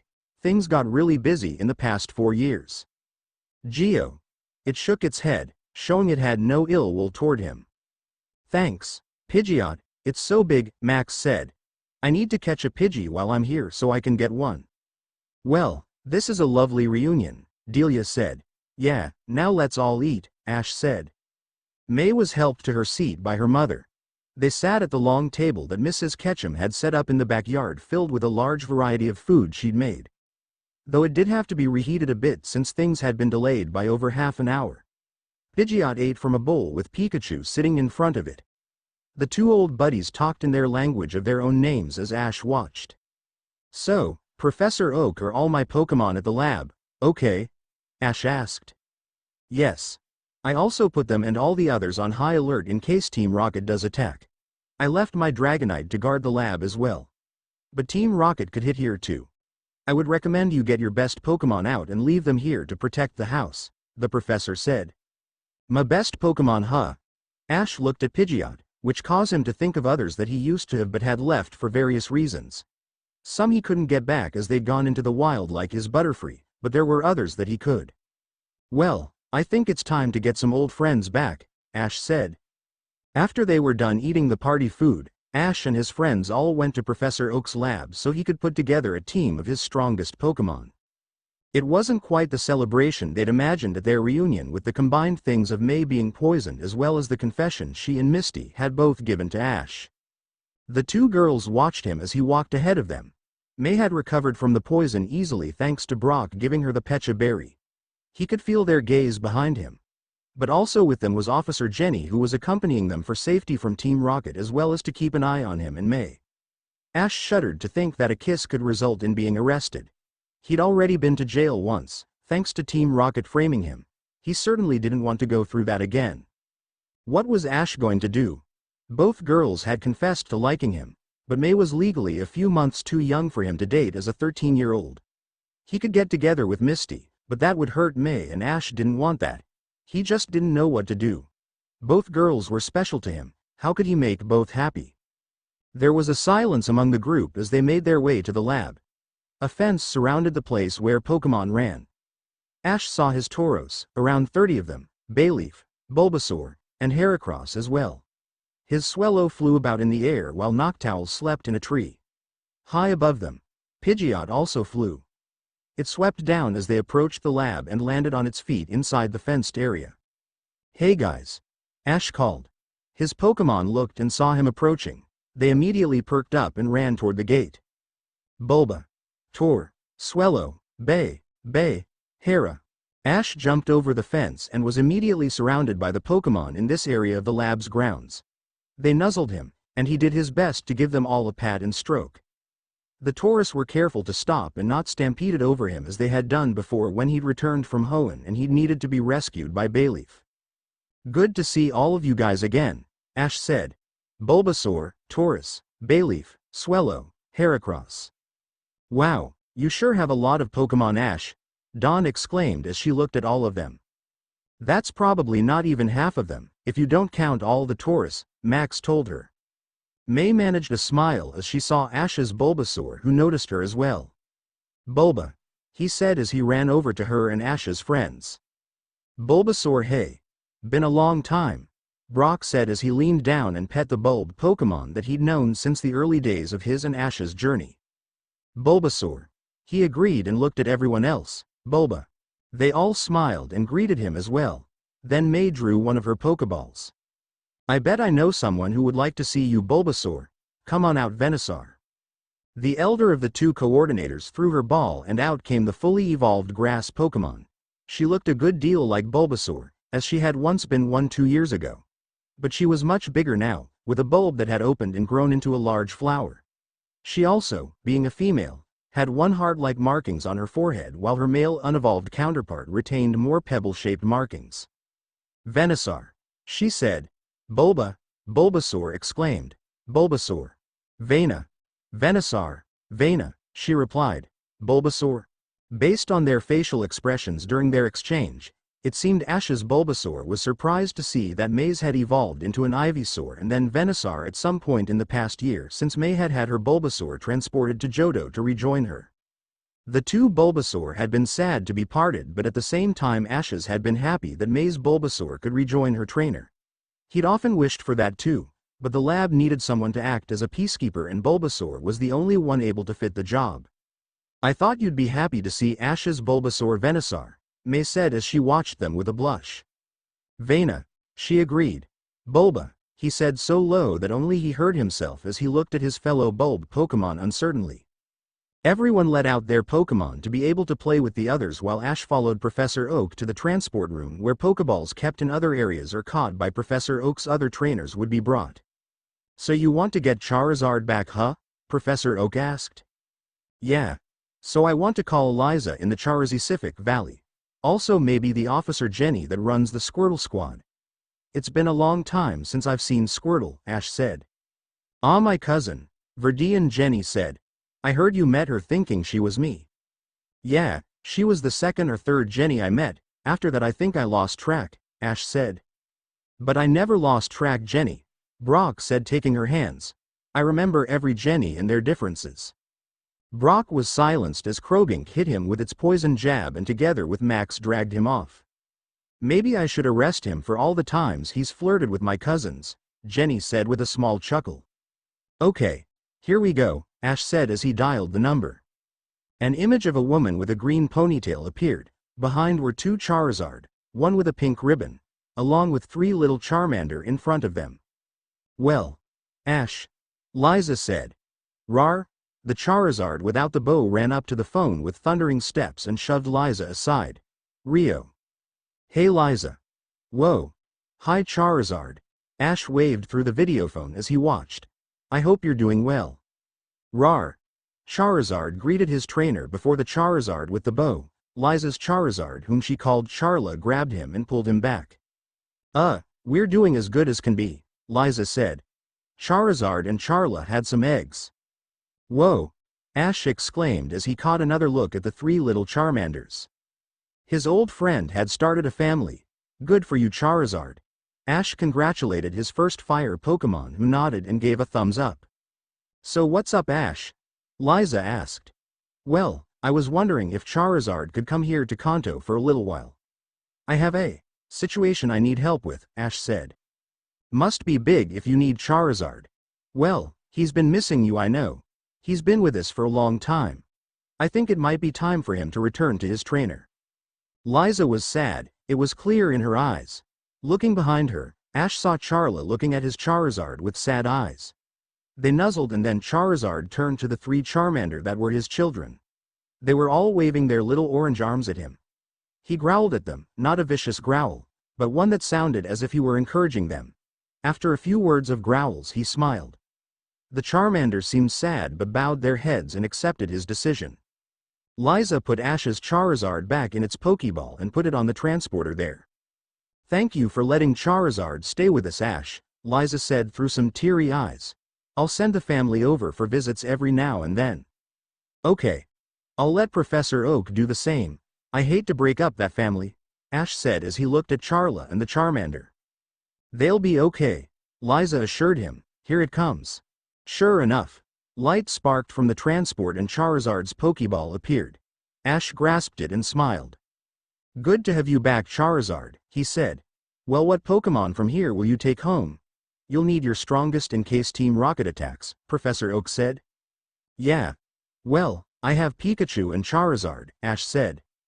Pika. The yellow mouse voiced from Ash's shoulder. Then I guess I'll take Sceptile, Snorlax, Tauros, and Donphan. Tough Pokemon, Oak nodded in agreement. They went back outside and called the Pokemon Ash had selected as a sort of security team at home. Once they were done at the lab and Ash said hello to all his Pokemon, he and his friends headed back to his house. Caroline was helping Delia in the kitchen as it was nearly sunset and time for dinner. Ash made his way up to his room as he still needed to unpack his things from Sinnoh. He got out his badge case, his framed participant's certificate marking his high spot in the Sinnoh League, and then the gift he'd gotten from May. The statue of the Teddirsa she'd given him during their reunion at the Wallace Cup. Ash smiled at May's thoughtfulness and put it on top of his dresser. Though he did leave certain things in his backpack like potions and antidotes, but also things like Misty's lure and the ribbon half he shared with May. Both trinkets he kept to remember the two girls. There was a knock on the door. "Come in," Ash called. The door opened and Norman appeared. He looked at Ash. "Hey Ash," he said. The raven-haired teen looked at the gym leader. "Hey Norman." "I need to talk with you," Norman said. "May I come in?" Ash gulped. He recalled Norman had seemed a bit less friendly at first when they had reunited. He'd always seemed fond of Ash before. Ash had always thought of Norman as a great gym leader, and Max and May had looked up to him. That was especially true for Max, who thought his father was the best trainer ever. Sure," Ash said. Pikachu jumped off Ash's shoulder and onto the bed. Norman stepped inside. He closed the door all the way to prevent anyone in the house from hearing them. Though Officer Jenny was likely still using her machines that had eavesdropped on Misty and May's mutual confession. "What's up, Norman?" Ash asked. "You're not mad at me, are you?" Norman shook his head. "What? No, not at all, Ash. I feel I must apologize to you though. I wasn't on my best behavior back in Vermilion City. When I saw the way May was looking at you, I realized she developed feelings for you. I've always been a bit uneasy about the idea of her dating. I was afraid the guy would prove untrustworthy and hurt her. That happened already with Drew." "What?" Ash exclaimed. "She didn't tell you. He cheated on her," Norman informed him, a spark of anger flickering in his eyes, not directed at Ash though. "What? That son of a bitch." Ash clenched both fists angrily. "If I ever see again, I'll have Charizard give him a flamethrower before I give him a talking to." "Careful, Ash," Norman said, "though I would appreciate that. I'd probably do the same with one of my Pokémon. Anyway, I realized I was being overprotective of May. Seeing you save her from Team Rocket in Diglett's cave made me see that. And you did that again today, as well as about 100 other times when you traveled with her. If there is one young man I feel I can trust to keep my daughter safe and happy, then it would be you.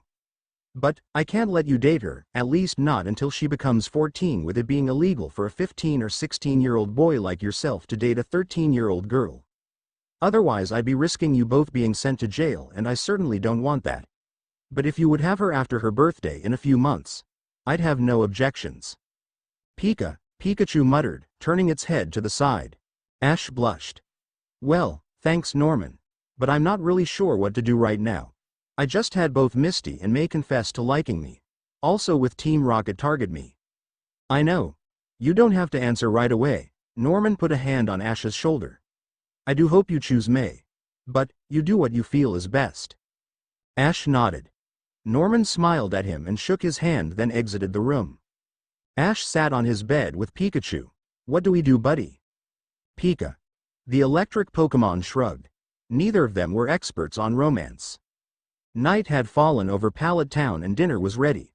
Brock had gotten back in time to lend Delia, Caroline, and Mr. Mime a hand with the cooking. Which was good cause with all the kids there: Ash, Misty, Tracy, May, Max, and Don, plus Brock and the other 4 adults. There were 12 of them altogether. They set up a long table in the backyard of the Ketchum residence. All of them ate their food, though there wasn't much laughter as to be expected. "So May, do you feel okay now?" Ash asked. Yeah. I think the poison effects are gone thanks to that Pecha berry," May said. "That's good," Brock said. "I'm glad you're okay, sis," Max said. "We all are," Caroline agreed. Norman nodded. Though his daughter's earlier words still stung.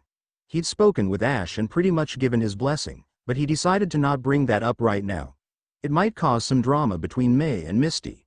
He'd give her some time, which was what Caroline had told him to do after she ran off.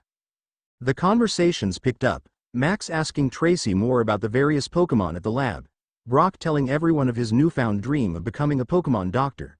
Don and May talked about their various contest experiences through Sinnoh and Johto after the Wallace Cup. Wow, I miss the days when I could travel full-time, Misty said as she listened to those. You and me both, Misty. I travel a lot for research, but it's not as free as you kids, Professor Oak agreed. As he spoke, Professor Oak recalled 43 years ago, when he'd been Sammy Oak. He'd met that Celebi and been sent into future. He'd met Ash in this time just a few years ago in his youth now. Oak had meant to tell Ash about that at some point, but the young man was never in Pallet Town for long. I'll have to tell him soon, Oak decided. After dinner they went to go their rooms. Max had decided to take his sleeping bag into Ash's room while Brock slept on the couch in the living room so he could watch Jenny. That left Dawn, May, and Misty in the bunk bedroom. Norman and Caroline were in the guest room usually occupied by Mr. Mime, who took the other couch. They all took their showers for the night, which quickly caused the hot water to run out. May had to settle for a cold shower. She shivered as she used some soap to wash some of the dirt off her body from the long trip through Diglett's cave and all the other stuff. May stepped and dried herself with a towel that was already damp from when Misty used it. She put her nightgown on, stepped out into the room she was sharing with the two other girls.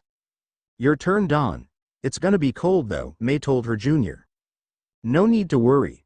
As long as it cleans you, Dawn said. She stepped into bathroom and closed the door behind her. That left Misty and May in the room alone. Hey May, do you think we can talk? Misty asked the brunette nervously. May looked at her friend, or could she call her that right now since they'd had a row in Ash's room? The coordinator gulped but nodded. Sure, Misty, she said. They faced each other. There was a moment of silence. Then Misty sighed. I'm sorry for getting mad at you earlier. Well, it's not like I didn't deserve it. I mean, I did spy on your confession there, May admitted. I probably would have done the same, to be honest, Misty said. So how did you fall in love with Ash? Well, I wouldn't call it love, but I did like him ever since I met him, I guess, May said. It started when I walked in on him sleeping, I guess. He'd been taking care of Pikachu. I was coming to pick a bone with Pikachu since it fried my bike. What? Misty laughed. Pikachu fried your bike? It did the same thing to me. Were you mad at Ash for that? Mostly Pikachu. But I let it go when I saw how Ash had been up all night taking care of him. Plus, how can you stay mad at such a cute Pokemon? Yeah, May asked. True, Pikachu is pretty cute. I was friendly with him pretty quickly, Misty agreed. But what about Ash? Well, I thought he was kind of handsome, and he cares a lot for others. I was thrilled when he agreed to travel with me, May said, recalling her triumphant fist pump. He also protected me a lot when I was in danger.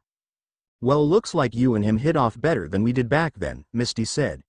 Me and Ash argued a lot back in our day, but we did care about each other even if we denied it. May nodded. I've fought with Ash a couple times too. One time when he got angry at me for looking in a mirror. I wanted to look good for him a little bit maybe. Also, he tried helping me during one of my contests.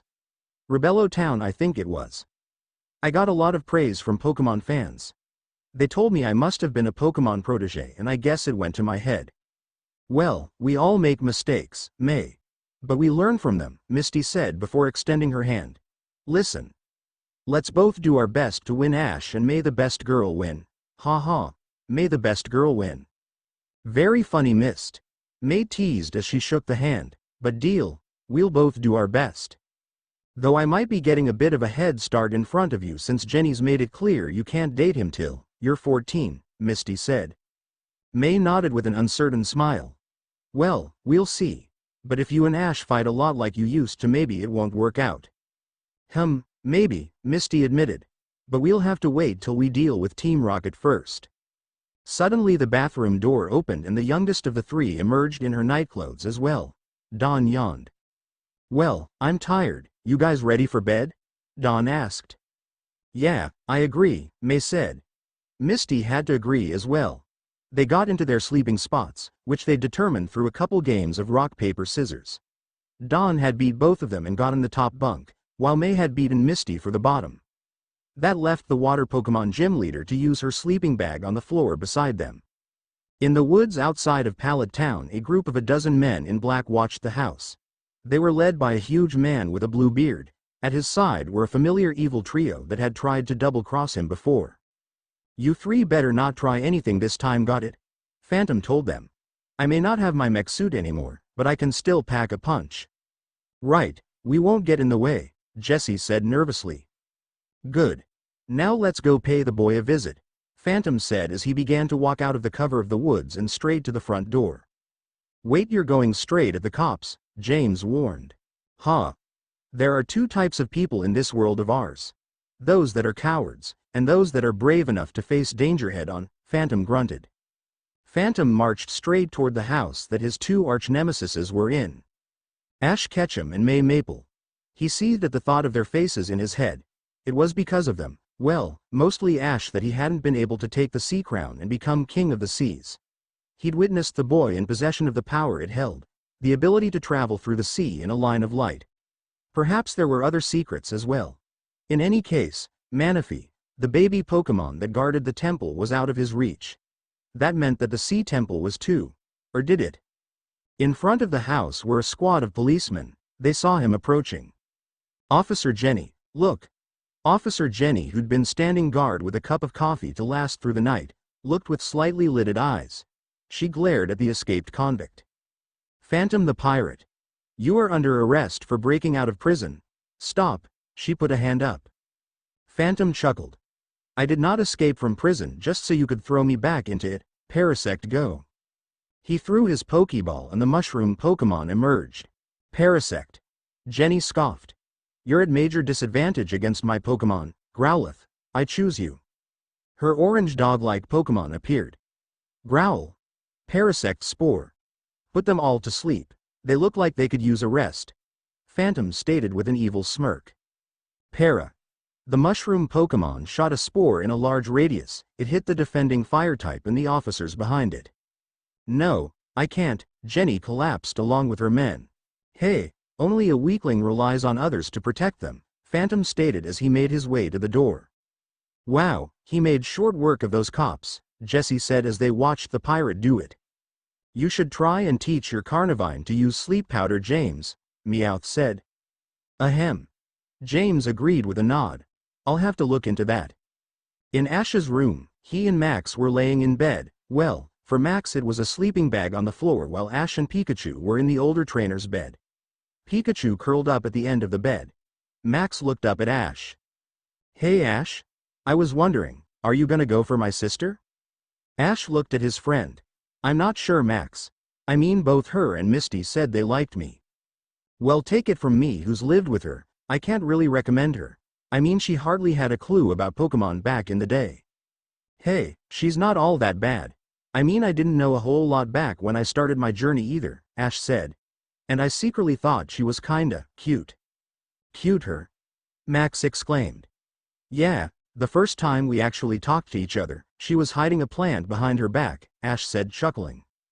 Not wanting to embarrass herself, huh? Max laughed. Well, I don't know what to do right now, but I'll have to think of something. Night, Max. Night, Ash. They were silent, ready for sleep. It was now 11 o'clock, the same time Ash had still been up at the night before his Pokemon journey started. His mother had come in and told him to go sleep. Then he'd been late and had to get Pikachu as his first Pokemon. Of course, he couldn't complain now after all he and Pikachu had gone through. But seeing the clock, Ash recalled that fond memory. He also recalled his moments with his friends. The same day as he got Pikachu, he met Misty. She pulled him out on her fishing rod after he jumped into the river to get away from those Spearow attacking. He'd stolen her bike and she'd followed him after tracking him down. They argued a lot, but they had a real bond. The same could be said of May though, mostly. They had both traveled together and been through so much. With May he hadn't argued nearly as much though. Suddenly, Ash heard a crashing sound from downstairs. Phantom kicked the door down as he got close. He didn't even bother with sneaking here. He would get his revenge directly. The door fell to the ground with a loud thud. What? A voice called out from nearby. Phantom reached toward the wall, flipping the lights on. He saw the dark-skinned older boy whose eyes always seemed closed sitting on a nearby sofa. In other sofa was a Mr. Mime. You, Brock exclaimed. Me? Phantom confirmed. Get him. On his orders, the grunts of Team Rocket charged through the door and surrounded Brock and Mr. Mime. Ash, Max and Pikachu all ran into the hallway. May, Misty, and Dawn were all there as well. Norman and Caroline emerged from the other guest room. "Did you guys all hear that?" Ash asked. "Yeah, we sure did," Norman said. Ash looked around. Everyone upstairs was here but Mom. He dashed to her room and looked inside. She was sleeping soundly. Apparently the noise hadn't woken her. But the crash came from downstairs where Brock. "Mr. Mime. Let's go," Misty said. Pikachu agreed as it jumped off Ash's shoulder and ran down the stairs. "Pikachu, wait," Ash called, going after it. "Be careful," May yelled. Pikachu simply charged downstairs where three familiar crooks were waiting with a trap. Jessie held out their latest device and grabbed him as he charged down the stairs with it. It was a grabber, which they'd made to resist electricity, so when Pikachu tried to use Thunderbolt it was useless. Pikachu struggled in the grabber. "There we go, the Pikachu grabber," Jessie said as she held it high. "Hey, let Pikachu go," Ash said as he and his other friends charged downstairs. Jessie, James, and Meowth all ran back to the rear. Ash rounded the corner and stopped as he saw the one in command of this mission against him. May was right behind him and she gasped as well at the sight of him, the man whom she considered to be her greatest enemy. He tried to take Manaphy, a Pokémon she considered to be her own child. "Oh no, not you," she exclaimed. "Phantom," Ash said. "Oh boy," Max said as he saw the pirate as well. Misty and Dawn were there now too. Norman and Caroline had stayed behind to wake up Delia. They hadn't met Phantom before, but they saw him as a very large and scary man. Not to mention the fact that Brock and Mr. Mime were both tied up and being held by men in black uniforms with masks on. They were in a pickle for sure. Prepare for trouble and make it double to protect the world from devastation. "Shut up. I'm not the type of man to waste time on a lame motto," Phantom yelled at Jessie and James. The OD pirate turned to Ash and his friends, though the only one that mattered to him was Ash, as the boy had been the one to take Manaphy from him. "Well, boy, been a long time. Good to see you and your girlfriend again," Phantom grinned. Ash narrowed his eyes. "Girlfriend? You mean May?" "I'm not his girlfriend," May exclaimed with a heavy blush. "But you wish you were." Max teased his sister. "Max, I don't think now is the best time to tease your sister," Misty said. "You two aren't a couple, huh?" Well, it makes no difference to me, boy. You two and that damn Pokemon Ranger were the ones that mainly got in my way when I tried to take the C crown." Ash frowned deeply as the last two times they'd run into Team Rocket recently entered his mind. "Hey May. I want you to stay behind me. I don't want you getting hurt again." Okay, May said as she did what her old mentor told her. Her face held a nervous expression, but her heart gave a small smile because he was saying he wanted to protect her. May had faith in Ash. He was always there for her whenever she was in danger. But she had to support him as well. She couldn't just stand by and let him fight alone. Misty gritted her teeth. "What? You want to protect her but not me?" "Hey, she was the one that got taken hostage and poisoned the last two times," Ash shouted. "But yeah, I'll protect you too, and Dawn and Max as well." "Ah, you're quite the noble type of man, aren't you?" Phantom said. "Afraid I'm not though. Parasect go?" Parasect. The mushroom Pokemon stepped forward. "Parasect, huh?" Ash thought. "In that case, Charizard, go," Ash said as he threw his Pokeball that he'd had in bed along with the other chosen guardians. His Pokeball opened and Charizard emerged. "Rawr," it growled. Phantom hadn't expected a powerful Pokemon like that. But even the strongest Pokemon would be powerless if put to sleep. Spore Parasect. Sect. The orange Pokemon let out a spore from its large mushroom back to put Charizard and the others to sleep like it had with Officer Jenny and her deputies. "Charizard, flap your wings and send that spore back," Ash said. "Rawr." Charizard flapped his wings, sending a powerful whirlwind that sent the spore back at its user. Parasect was hit with its own spore attack and fell asleep. Phantom was fortunately, for himself at least, out of range. The pirate grunted. "You useless mushroom insect." He pulled out Parasect's Pokeball and returned it. "Shall we assist you, sir?" one of the Team Rocket grunts asked. "No, I don't need your help. I have a score to settle with this boy," Phantom roared. Delia, Norman and Caroline all arrived downstairs. "Mimey. Delia screamed in worry at the sight of her captured Pokemon. Norman wanted to send Slacking out to help, as did Misty, May and the others with their Pokemon. But there wasn't enough room in the house for too many Pokemon. If they were to unleash attacks in here.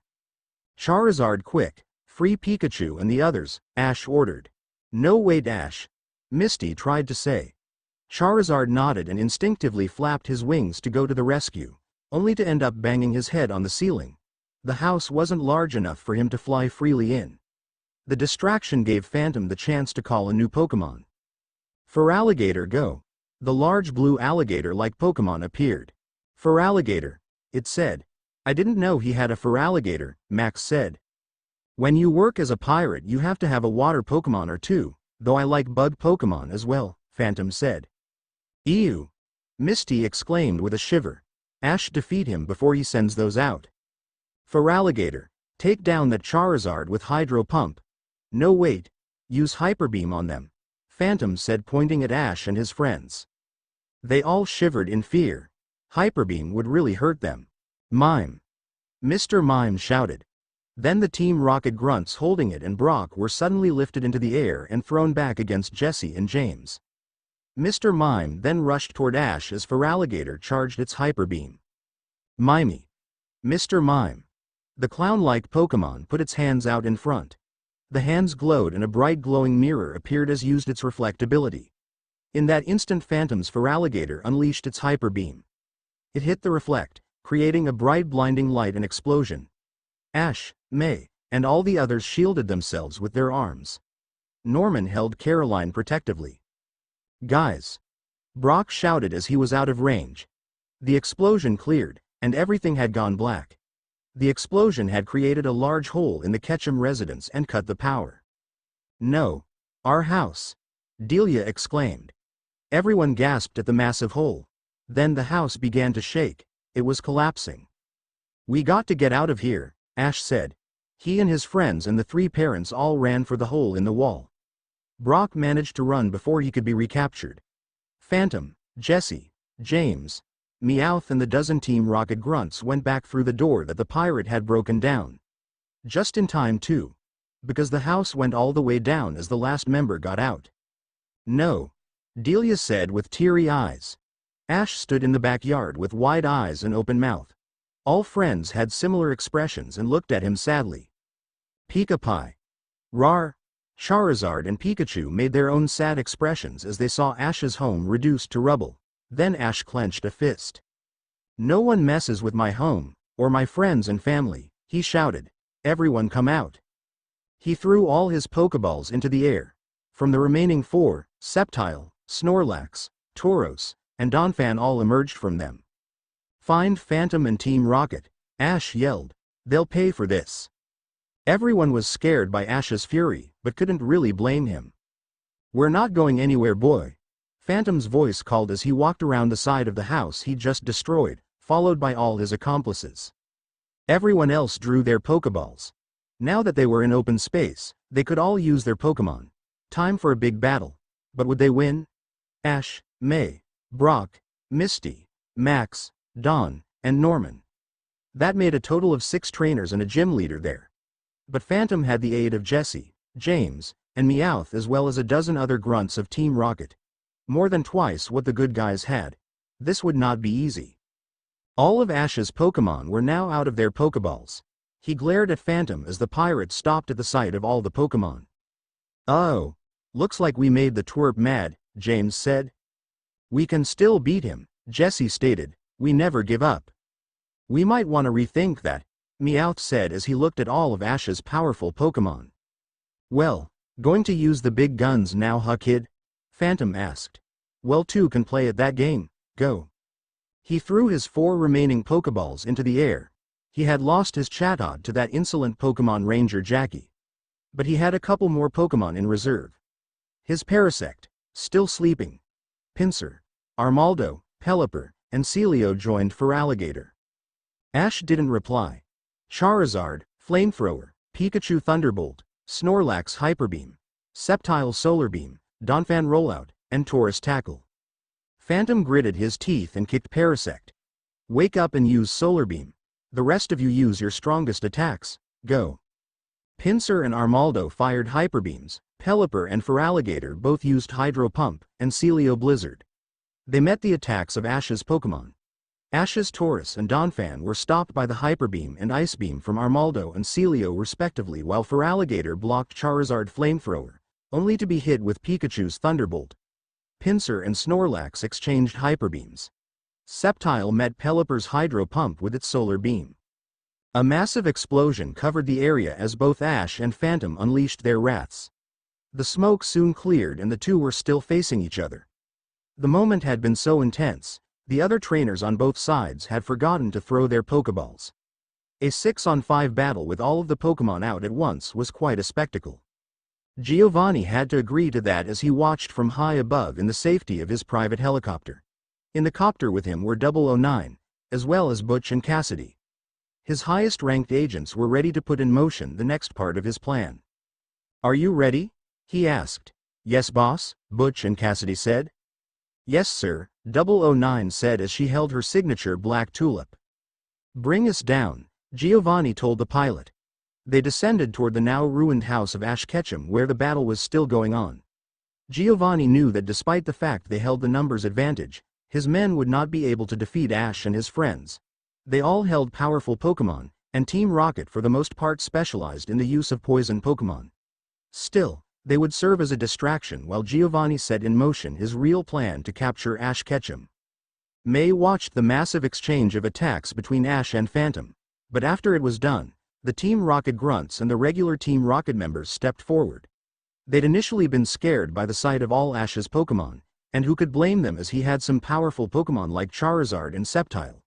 What did they have? Golbats and Coffins like the ones she'd run into. "Go Zubat!" Both grunts shouted. A pair of bat-like Pokemon appeared. May would have laughed. Did they actually expect to defeat a top coordinator with those? "Mareep, Wartortle, I choose you," May threw her Pokeballs.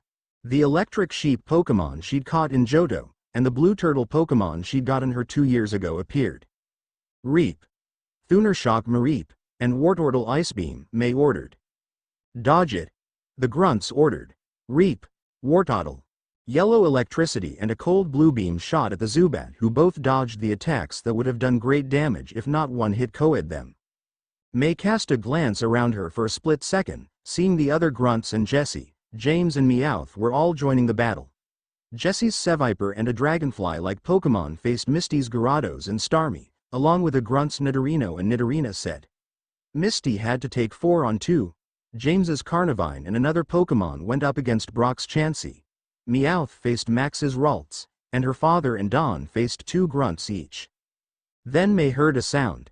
A helicopter, getting close. She looked up and saw its lights. It was right above them. "Don't tell me that's more rockets," May said. Sure enough, the chopper stopped above them, all the battles halted, and the chopper's doors opened. Giovanni stood there looking down at them. "What are you doing here?" Phantom asked. "Hello Ash Ketchum," Giovanni said. "Giovanni," Ash snarled. "Sorry about your house. I'm sure I can buy you a new one, if you swear loyalty to me," Giovanni said with a smile that showed he wasn't really sorry at all. "I'd never work for Team Rocket," Ash shouted up at him. "None of us would," Misty agreed. "Yeah, Pokemon are our friends," May said. "Tisk, tisk. You all have such remarkable skills, gym leaders, trainers and coordinators that have made it to high places in the major events across several regions. You could accomplish much, and have more power than you ever dreamed of. What I offer you is this. A chance to rule the world. You would be wealthy, and everyone would know your strength. As I recall, you want to become the greatest Pokemon master in the world, correct, Ash?" "Yes," Ash admitted. "But I'd never use Pokemon to hurt anyone. I'd be the worst Pokemon master then." Giovanni's smile faltered. "It seems you will not be persuaded. Very well then. I'll crush him," Phantom said. "No, Phantom, I have a better solution," Giovanni said. "Butch? Cassidy? You're Hypno?" "Right away," Butch said as he pulled out a Pokeball. "Hyno, go." He threw the Pokeball out the copter and from it emerged a Hypno. A large yellow Pokemon with a hypnotic pendulum in its hand. It was the Drowsy that had helped Butch and Cassidy take control of multiple Pokemon in the Orange Islands. But it had a device on its arm that carried the pendulum, a device that boosted its abilities. Put them under the boss's control. Hypnosis, Butch ordered. Hyno. Hyno. Hypno, it chanted while swinging its pendulum. Psychic waves made their way down to backyard of the Ketchum residence. Unlike when it was a drowsy in the Orange Islands, its hypnotic abilities allowed it to control both people and Pokemon. And with the technology Team Rocket had developed in the last 4 years, it was able to achieve the same result with a smaller device. It wasn't quite on the scale as the big machine, but it was enough for a backyard. Ash, May, all their Pokemon, friends and family, as well as the allies of Team Rocket were put under Hypno's control.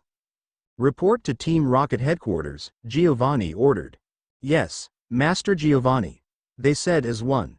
Jesse, James, Meowth, Ash, May, Misty, Brock, Norman, Delia, everyone, began to move. Giovanni called a few more choppers and they picked up all of them before taking off to their destination. Officer Jenny woke up, slowly at first. But then she noticed she wasn't in bed and recalled everything. Phantom the pirate using his Parasect Spore attack to put them all asleep. She'd had the type advantage, double. Her Growlithe was a fire type and its attacks would do 4 times the damage to a Pokemon that was both bug and grass type. It should have been an easy win. Man, I'm so pathetic, Jenny cursed as she pushed herself back up. She got up and was shocked to see the house that had been standing when she'd last been up, now be reduced to a pile of rubble. Oh my gosh! Jenny exclaimed. She looked around, saw that her deputies and Growlithe were all still down. Wake up! With a bit of nudging, she got them all awake. Oh man! What happened? It seems a lot happened while we were out. I feel like a complete failure, Jenny said. I couldn't take down a Pokemon who I had a severe advantage again. Those kids have helped us in all the regions they've been in. I couldn't help them when they needed it. Officer Jenny, Professor Oak's lab, one of the deputies said. Jenny exclaimed. She ran at full speed with the deputies to the lab. To her surprise, it looked untouched. But looks could be deceiving. She made it to the door to the lab and pressed the doorbell repeatedly. After a couple minutes, Professor Oak answered the door in his pajamas with the lab coat over him. What's happened? The old man asked, rubbing his eyes. Ash and his friends are all gone, Jenny told him. What? Oh no. Professor Oak said. He ran to the ruins of the house. Tracy, who had woken up as well, Jenny, her Growlithe and deputies followed. They put me to sleep with a spore attack before I could do anything, Jenny said. I'm sorry, Professor. Oak sighed. There is no use dwelling on the past. Right now we must keep level heads and think of a plan to save them before something bad happens. The copters made their way to one of Giovanni's Kanto bases. He had a few dozen located throughout his home region. This one in particular was an abandoned jail that had been vacant for a few decades now. Now it served as a place for Giovanni to keep hostages or prisoners if he ever needed to. The copters landed and everyone exited them. Giovanni turned to Butch and Cassidy, his faithful person trailing behind him. Reapply the hypnosis briefly to Ash and his friends, but release our allies, except for those 3 fools, Giovanni told them. Right, boss. Butch said. Hypno, Hypno, Hypno, Hypno. The yellow Pokemon swung its pendulum at the people it had hypnotized, reapplying the trick on Ash and his friends. It then released Phantom and the majority of the Team Rocket members except for Jesse, James and Meowth. Hey, what's the idea putting me under a hypnosis? Phantom roared. Apologies. But there was little to do when you were in the area of the target. You are unharmed though. Meh, Phantom grunted in response. Escort them to the cells, Giovanni ordered. And so, they went down below and into the prison area. Hypno used its psychic powers to open the cells and send Jesse, James, and Meowth into one. Norman, Caroline, and Delia went into another. Brock, Max and Don, then Ash, Misty and May in their own. Pikachu meanwhile was kept outside a cell and put into an electroproof container. Hate to use the same method those fools usually do, Domino said as she held the container. But these are effective for electric types. Now, release the hypnosis, Giovanni said. Hypno. With a few more swings of the pendulum, everyone was released. Ash looked around in astonishment. He was standing in a cell with Misty and May. What's going on? It looks like we're in a jail cell, Misty said. Hey, what gives? James shouted. Why are we in jail? Mom, Dad, May exclaimed as she looked through the bars and saw her parents in the cell down from theirs. May, are you all right? Norman asked. I'm fine, May said, aside from being trapped. Boss.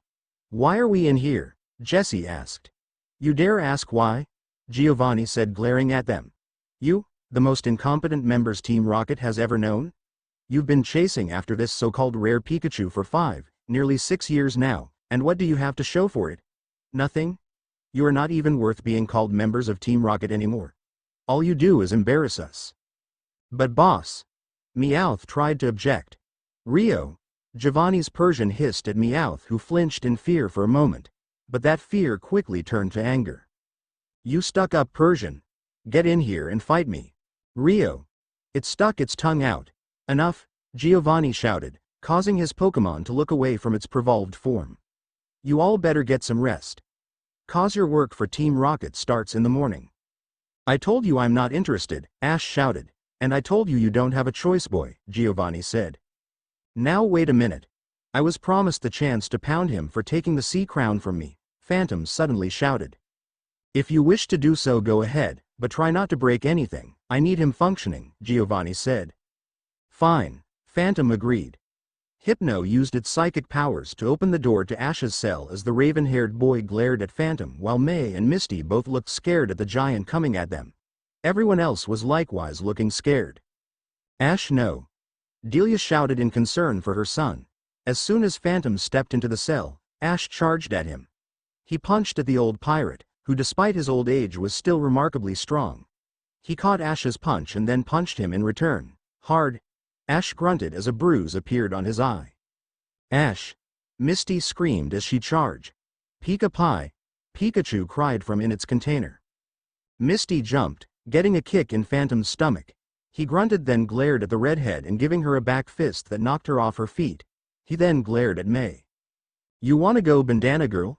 He roared at her. May backed up. Her Pokeballs had been taken. Blaziken might have been able to take Phantom, but she couldn't call on him. Phantom grinned at her, before kicking Ash, who was still on the ground. May felt tears in her eyes but knew she would only get hurt too if interfered. Please stop, she begged. Fortunately, he did, but not for May. Well, that's enough to satisfy me. I wonder, maybe I could use you to get Manaphy back? Phantom asked. You seemed awfully close to it by how it was happy to be in your arms after you stole it. You won't ever get Manaphy again, Ash shouted through the pain of his bruises. We'll see, Phantom said before looking at May and walking out of the cell. May immediately ran to Ash and hugged him tearfully. She glared at Phantom before he walked out of sight, leaving Giovanni and the rest of his underlings there. If you behave yourselves, I won't let him hurt any of you again. If not though, your mothers will be the first to be punished. I don't need them since they aren't trainers, he said. Delia and Caroline shivered, as Norman glared at the crime lord and grasped his wife's hands. Even Jesse, James and Meowth were shocked. Things were not going well. Giovanni left as May tried to comfort the battered Ash. Misty was all right besides a bruise which she touched. Ash was in pain for a long time as May held him in her arms. Misty crawled over, put a hand on his shoulder as well. Ash, she exclaimed. I'll be okay, Misty. He grunted. I just hope Pikachu is okay. And Piplup, Dawn said. And Mimey, Delia agreed. Our Pokémon were taken too, Jessie exclaimed in her cell. No. My Carnivine and Mime Jr., James. Hey, where are all our Pokémon? Norman shouted. Somewhere safe and where they won't be trying to help you, one of the rocket grunts standing guard over the cells said. Now get some rest. We'll have a Pokémon that can use Heal Bell or Refresh patch up your friend in the morning. We'll need him operating for what the boss has planned for you. Misty glared at them as she and May looked at Ash. Then an idea occurred to her. Excuse me. I need to use the bathroom. Nice try. That's the oldest trick in the book. No really, Misty shouted, trying to sound desperate, which wasn't hard given their situation. Fine. Machop. Come on out. One of the rocket grunts threw a Pokeball. Machop. The small blue fighting Pokémon appeared. You try anything, my little friend here will beat you up, the grunt said. Misty grit her teeth. Could she win against that fighting Pokemon? I have to try, she thought. Someone has to get us out of this. May, take care of Ash, Misty said. Of course, May said. Misty, try not to do anything rash, Norman said. He looked at Caroline and Delia, who were both laying on the ground trying to rest even though they were scared.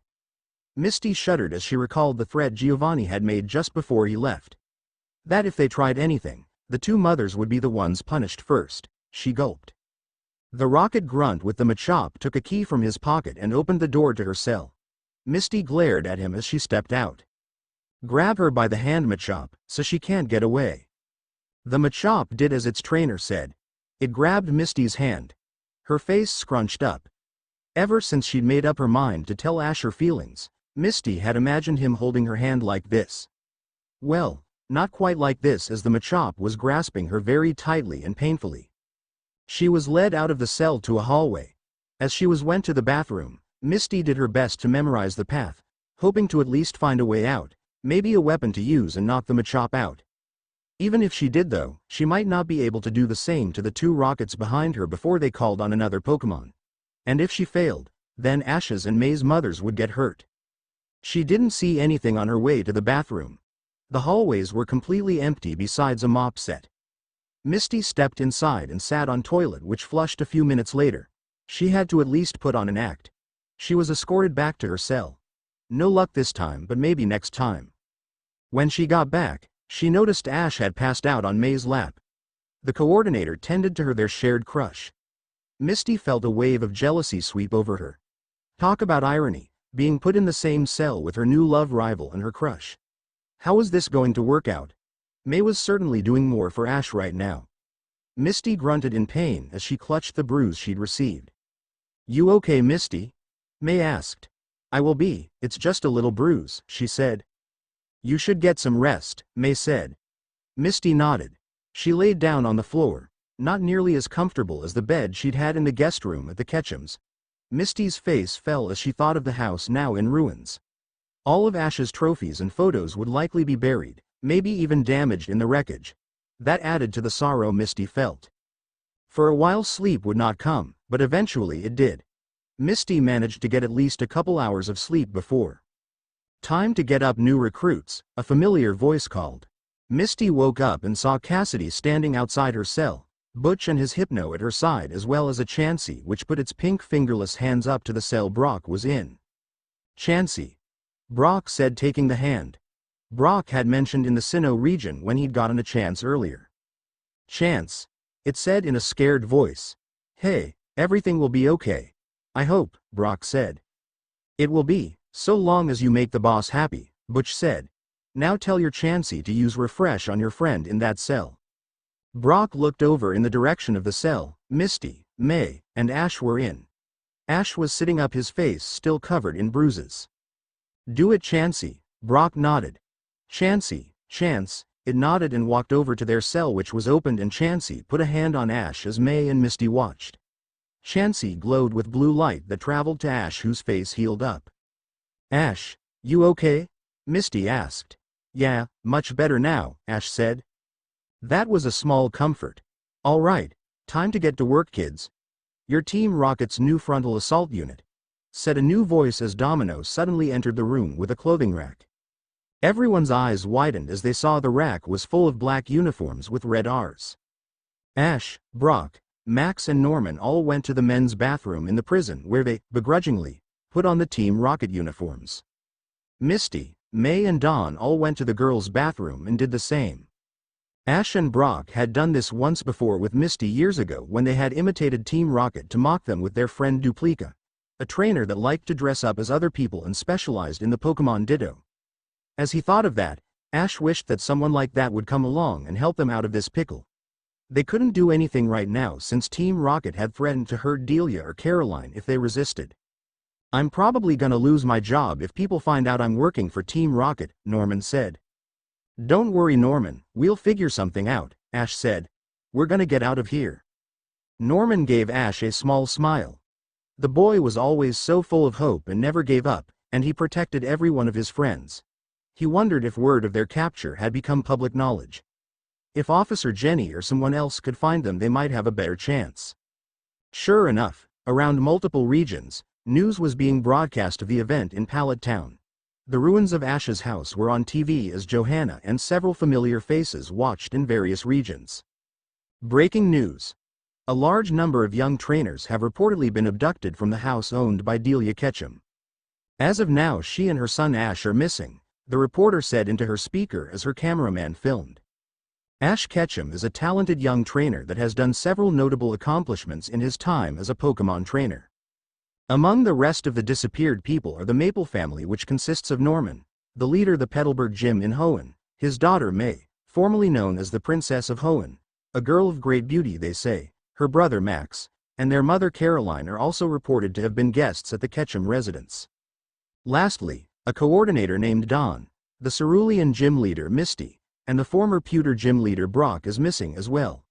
Professor Samuel Oak and Officer Jenny are here with us now in front of the rubble of the house. Professor Oak appeared on the camera with Officer Jenny and Tracy by his side. We are all very worried. Ash has been the pride of Pallet Town for a long time. He and his friends are all in grave danger.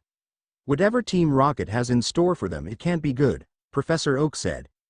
Any and all help by trainers out there will be appreciated. In the Sinnoh region, Johanna watched a worried expression and her hands over heart as she thought of her daughter. Likewise, Misty's sisters, Brock's family, and various friends around the region were also worried. Morrison, Sakura, Tyson, Paul, Barry, Nando, Zoe, Gary, and many others saw the faces of their friends on the screen. Giovanni sat in his office. He tapped a button. "Is everything ready?" he asked. "Yeah, boss," Butch's voice said in the comm. "Good. Get our new members on the offensive as soon as possible," Giovanni said. "Send teams to Celadon, Saffron and Vermilion. I would say those are the biggest cities as they have the largest trading sites in Kanto. Also, prepare our teams in Johto and Hoenn as well. We don't have as many operations there, but we can at least begin things. Since Team Magma and Aqua disbanded, they left their territory open to us. Professor Namba will handle things in Johto." "Right, boss. You and Cassidy will take our new team and attack Saffron. I expect your Houndoom," Giovanni said. "I will be sending Phantom to Vermilion with another 24 men to Vermilion. Then Domino shall go to Celadon with her team." The rocket conquest had begun. Hypnosis, Butch said. Hypno. Hypno. Hypno. The yellow psychic Pokemon swung its pendulum, the machine on its arm boosting and putting the prisoners under its control. Ash, all his friends, and Norman were once again put under hypnosis. Caroline and Delia were still in the cells. Pikachu, also controlled by Hypno, was released from its electric-proof container and ran onto Ash's shoulder as both grinned evilly. "Let's do what the boss says, huh, Pikachu," Ash said. "Pika Pie." Pikachu agreed. They all walked into the rocket choppers which flew them to Saffron City. As they hovered over it for a moment, then descended to the ground. Cassidy opened the hatch as Ash and the others drew their Pokeballs. Charizard, Ash called. Blaziken, Gyarados. Krogunk, Mamoswine, Vigoroth, Ralts. All of the Pokemon they let out roared ferociously, except for the little Ralts who simply growled. At the sight of the powerful Pokemon and the Team Rocket members, in broad daylight, people shouted and pointed. "Team Rocket! Look out, it looks they're attacking. Everyone run. Wait, I know those faces. That's Ash Ketchum, the boy who went missing from Pallet Town, and the others as well." "All right, time to cause some destruction," Butch said. "Have your Pokemon attack." "Yes, Commander Butch," all the hypnotized trainers said. "Attack." Their Pokemon immediately began rampaging through the city. Charizard and Blaziken shot flamethrowers to the buildings. Mamoswine and Gyarados shot ice and water at the crowds who began running. Pikachu ran and shot thunderbolts everywhere, shocking people and paralyzing them. The sight caused Ash to shudder. He grunted. Butch noticed this. "Keep your hypnosis on them, Hypno," Butch said. "His conscience is getting to him. Go deeper with it." Hypno. It focused its power on Ash and suppressed the guilt he was feeling subconsciously. The attack continued and soon the city was greatly damaged by the powerful Pokemon. Vigoroth tore up stores and brought goods to the copter. Butch and Cassidy smiled at the devastation. Saffron City had started out this morning as a brilliant city, with lots of tall buildings, but now parts of it were in ruins. The citizens mainly screamed and ran.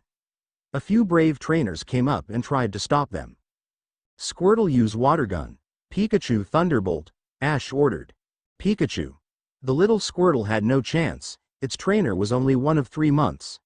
Both of them got shocked as Pikachu used its signature electric move. Why are you doing this? The trainer asked. Ash glared at him, but he gasped slightly, as did Pikachu. Ash groaned. Pikachu, Pi, Butch and Cassidy watched their pawns carefully. All of Ash's other companions were feeling the remorse of what they were doing, making similar expressions of regret. Hypno appeared to be struggling with maintaining its control over all the human emotions. This might not work, Butch said. It might allow us to control humans as well, but the small size of the device on Hypno's arm doesn't let it control a limitless number of people or Pokemon. It's too bad, cause then we could have more. Ah well, if today's mission is a success, maybe we can have Professor Namba build us another of the machines we had back in the Orange Islands, Cassidy said. Then we can have an entire army from this whole city, maybe even the entire region. Stop right there, a voice called. Haunter. A woman in a red shirt and dark hair with a floating purple Pokemon that had no legs. Sabrina, the Saffron City gym leader. Also with her were several people in white uniforms with belts around their waists. Karate students that would likely favor fighting Pokemon. One of them, a middle-aged man with a Primeape, saw Ash, as did the Primeape at his side. Both of their eyes widened, along with Sabrina and Haunter, as they recognized him. Ash. Both Sabrina and the man said. Haunter. Prime. Ash looked in their direction, his eyes widened. Sabrina? Anthony? Primeape? Haunter? The gym leader as well as the man named Anthony were people that Ash knew from his travels. He'd managed to beat Sabrina, though it had been a fluke back then. He also saw his old Primeape. A Pokemon he'd never gone back for, just like Pidgeot. Seriously, what kind of trainer was he sometimes? He should have gone back for Primeape before competing in the Pokemon League. So much had happened, of course, though, and his mind had gotten sidetracked in all his journeys from Kanto, the Orange Islands, Johto Hoenn, and Sinnoh. As for the Haunter, he'd never really caught that one, but it had followed him to Saffron and then decided to stay with Sabrina as her friend. What were the two of them doing together? What are you doing, Ash? And Brock and Misty too? Sabrina asked. I sense a powerful psychic attack going on. Sabrina's eyes lit up as she called on her own psychic powers that she'd been born with. Butch and Cassidy gasped. It was a rare thing for a human to be born with psychic powers. Sabrina gazed around, looking at Ash and his friends, to the energy controlling them and following its path to Hypno. I see. So you have them under a hypnosis spell, do you? Sabrina asked. She focused her gaze on Hypno, who was suddenly levitated into the air. Hypno! It exclaimed. Hypno! Have Pikachu and 2 other Pokemon attack that gym leader. Through its fear, Hypno managed to get control with its hypnosis. The released captive trainers' Pokemon shot their attacks at Sabrina. Charizard and Blaziken flamethrowers, Pikachu Thunderbolt, Gyarados Hydro Pump, and Mamoswine Blizzard. Sabrina's eyes narrowed in determination as she put her hands up. A light screen appeared in front of her. She prepared herself for such a scenario like this. Ever since that time Haunter had held up a bomb in front of her, even though that had turned out to be fake, she had decided to prepare herself against such a scenario should it turn out to be real. Her human light screen wasn't as strong as a psychic Pokemon's, but it would hopefully protect her from the worst. At the same time, Hypno fell to the ground on its bum. All the people and Pokemon it had hypnotized were freed. Ash and the others looked around in shock. The attacks pushed against Sabrina's light screen, which held for a moment, then broke. The gym leader was hit with the powerful attacks. She was shocked, burned, frozen, and hit with intense water pressure. The combined attacks knocked her off her feet. Sabrina! Anthony shouted. Ash, how could you? Primeape. Ash's own Primeape ran at him. It punched him with incredible force, giving him a black eye. Ow! Ash said. Ash, May called. May? Ash looked at her, in the Team Rocket uniform. May clutched her head as Butch and Cassidy looked at Ash. They're free from the hypnosis. Hypno, come on, put them back under it, Cassidy ordered. Hypno. Hypno. HYP. Oh no you don't, Norman shouted as he ran at the psychic Pokemon. He'd been on the other side of Ash and the others who had launched their attacks at Sabrina. Max stood close to him as well, so they hadn't been part of the group that attacked Sabrina. The Hoenn gym leader grabbed hold of the yellow psychic Pokemon's wrist, preventing it from using its powers. Hypno struggled as Norman shouted. Run! All of you need to get away, Dad. No, Max shouted. May felt tears leak out of her eyes. She'd been angry with her father since Misty had confessed her feelings to Ash, but now that feeling was gone. She wanted to help him, but she knew he was right. They had to get away while they had the chance. Max, come on, she shouted. Let's get out of here, Brock shouted. Ash, Misty, May, Brock, Dawn, and Max called their freed Pokemon all ran away through the streets of Saffron. Soon enough, Norman was thrown off Hypno by a psychic attack and then had his hypnosis reapplied. Hypno then did the same to Anthony and his fellow martial artist fighting Pokemon trainers who were too slow to react, not knowing the full thing that was going. Haunter meanwhile, grabbed Sabrina by the hands and floated after Ash and the others. They got away, Butch snarled. Doesn't matter, with the other robberies going on we will be able to upgrade our hypnosis technology soon, Cassidy said. And I doubt they will be getting off easily for a while. Sure enough, as Ash and company ran, they were surrounded by police cars. Saffron City's Officer Jenny approached them. Stop right there. You are all under arrest for destruction and assault on this city. Ash, May and the others tried to protest, but the Jenny of Saffron and her deputies put them in handcuffs and into a large prisoner truck. They were then taken to prison again. Ash, Brock, and Max were put in one cell, Misty, May, and Dawn in the other across from them. Pikachu sat on the bench in the cell next to Ash, being the loyal Pokemon he was, refused to leave his trainer's side. Jenny had confiscated all of their other Pokemon. They were also still in the Team Rocket uniforms. Ugh! I wish I had something else to wear, Dawn said as she tugged at the uniform she was wearing. Yeah, but it wouldn't change the things we did when we were working for them, Misty said. I hope Mom and Dad are okay, Max said, and Mrs. Ketchum too, Brock agreed. Ash flinched at the mention of his mother's name. Pikachu put a paw on his trainer's hand. I'm okay Pikachu, just worried about Mom, Ash said. Pika Pie. Pikachu pointed to the bars and wagged its tail. Ash knew what it was thinking. Nice try, but we can't use your iron tail to break out of prison. I mean, we could, but we'd be breaking the law. Yeah, for all we know we might have ruined our reputations with just attacking Saffron, Brock said. Ash gritted his teeth. Not only was his mother, Norman, Caroline, and others being held captive by Team Rocket, but his dream of becoming the world's greatest Pokemon master might be shot. What are we going to do now? Max asked. Everyone was silent. Then May looked at Ash. Ash? I don't know, Ash said. I mean, we just attacked an entire city. I don't know what's gonna happen now. Ash, are you giving up? May asked. Ash held back a sob. What can I do about it? People out there probably hate me now. Or will as soon as they hear what we did. But we were hypnotized. Max reminded them. How's everyone gonna know that? I don't think they'll believe us if we tell them, Ash said. Ash, we've been in a situation like this before. Brock reminded him, and Misty came and sorted it out. Yeah, thanks to Snap's camera. Ash shouted. Who's Snap? Dawn asked. When was this? It was a long time ago, back when the three of us were traveling together, Misty said. We met a kid who always took pictures. We came across a breeding center that was really a base for Team Rocket. We found out when we tried to get my Psyduck back from them. Snap took pictures, but we were caught. I managed to escape, but then Ash, Brock and Snap all went to jail with Team Rocket, Jesse, James and Meowth that is. I got the camera and showed the pictures of Pokemon in cages to Officer Jenny. I doubt Snap or anyone else is gonna be here to save us this time, Ash grumbled. May looked at him with wide sad eyes. Ash, you can't give up. You never do that. I'm nothing but a failure, Ash snapped. I've dreamed of being the world's greatest Pokemon master since I was a little kid. And I've been on my journey as a Pokemon trainer for 5 years now, and what have I done? I've lost the leagues in Kanto, Johto, Hoenn and Sinnoh.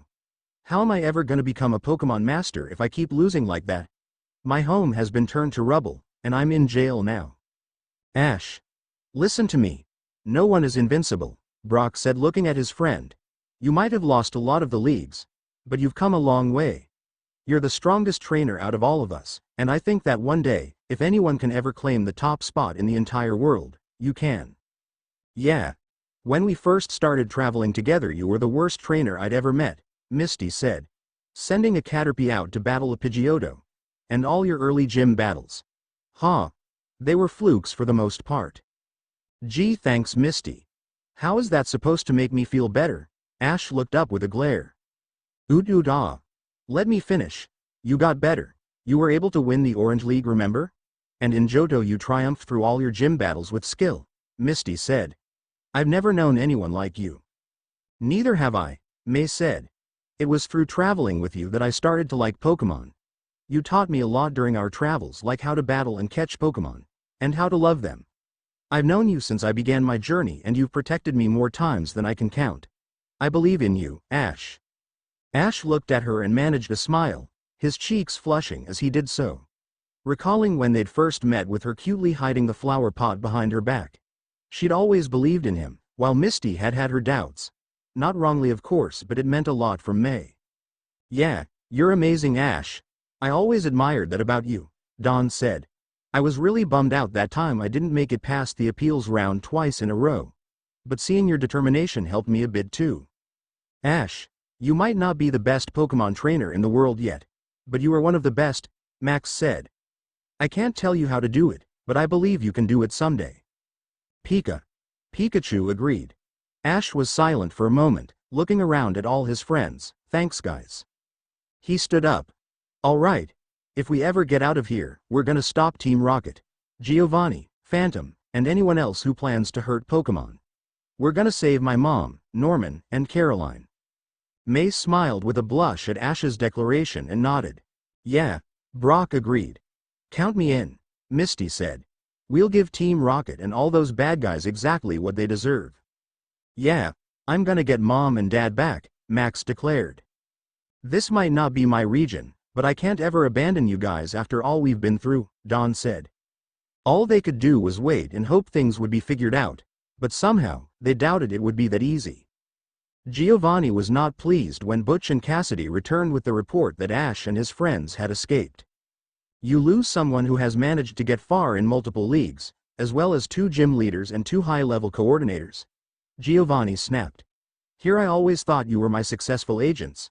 But it seems whenever Ash Ketchum gets involved, he ruins my plans. We're sorry, boss, Butch said. Well, at least Professor Namba had some good success in Johto with retrieving our captured agents there. They should be arriving soon. The door suddenly opened and 3 people entered. One man with spiky brown hair, his face covered in an iron mask, and a pair of young women. One with silver hair, the other blonde. Iron-masked Marauder, Annie, and Oakley, Giovanni greeted. Giovanni. The Marauder said in an agitated voice, secretly loathing the fact that he'd lost his chance to overthrow the man before him. Thank you for freeing us, sir, Annie said. I was close to getting you a thing that could control the whole world back in Altmare, Oakley said. Giovanni scoffed. It doesn't matter. We'll have the entire world under our control soon. To be continued. I hope you guys enjoyed this video. Please let me know your thoughts and reviews in the comment box. Now I will see you in the next video.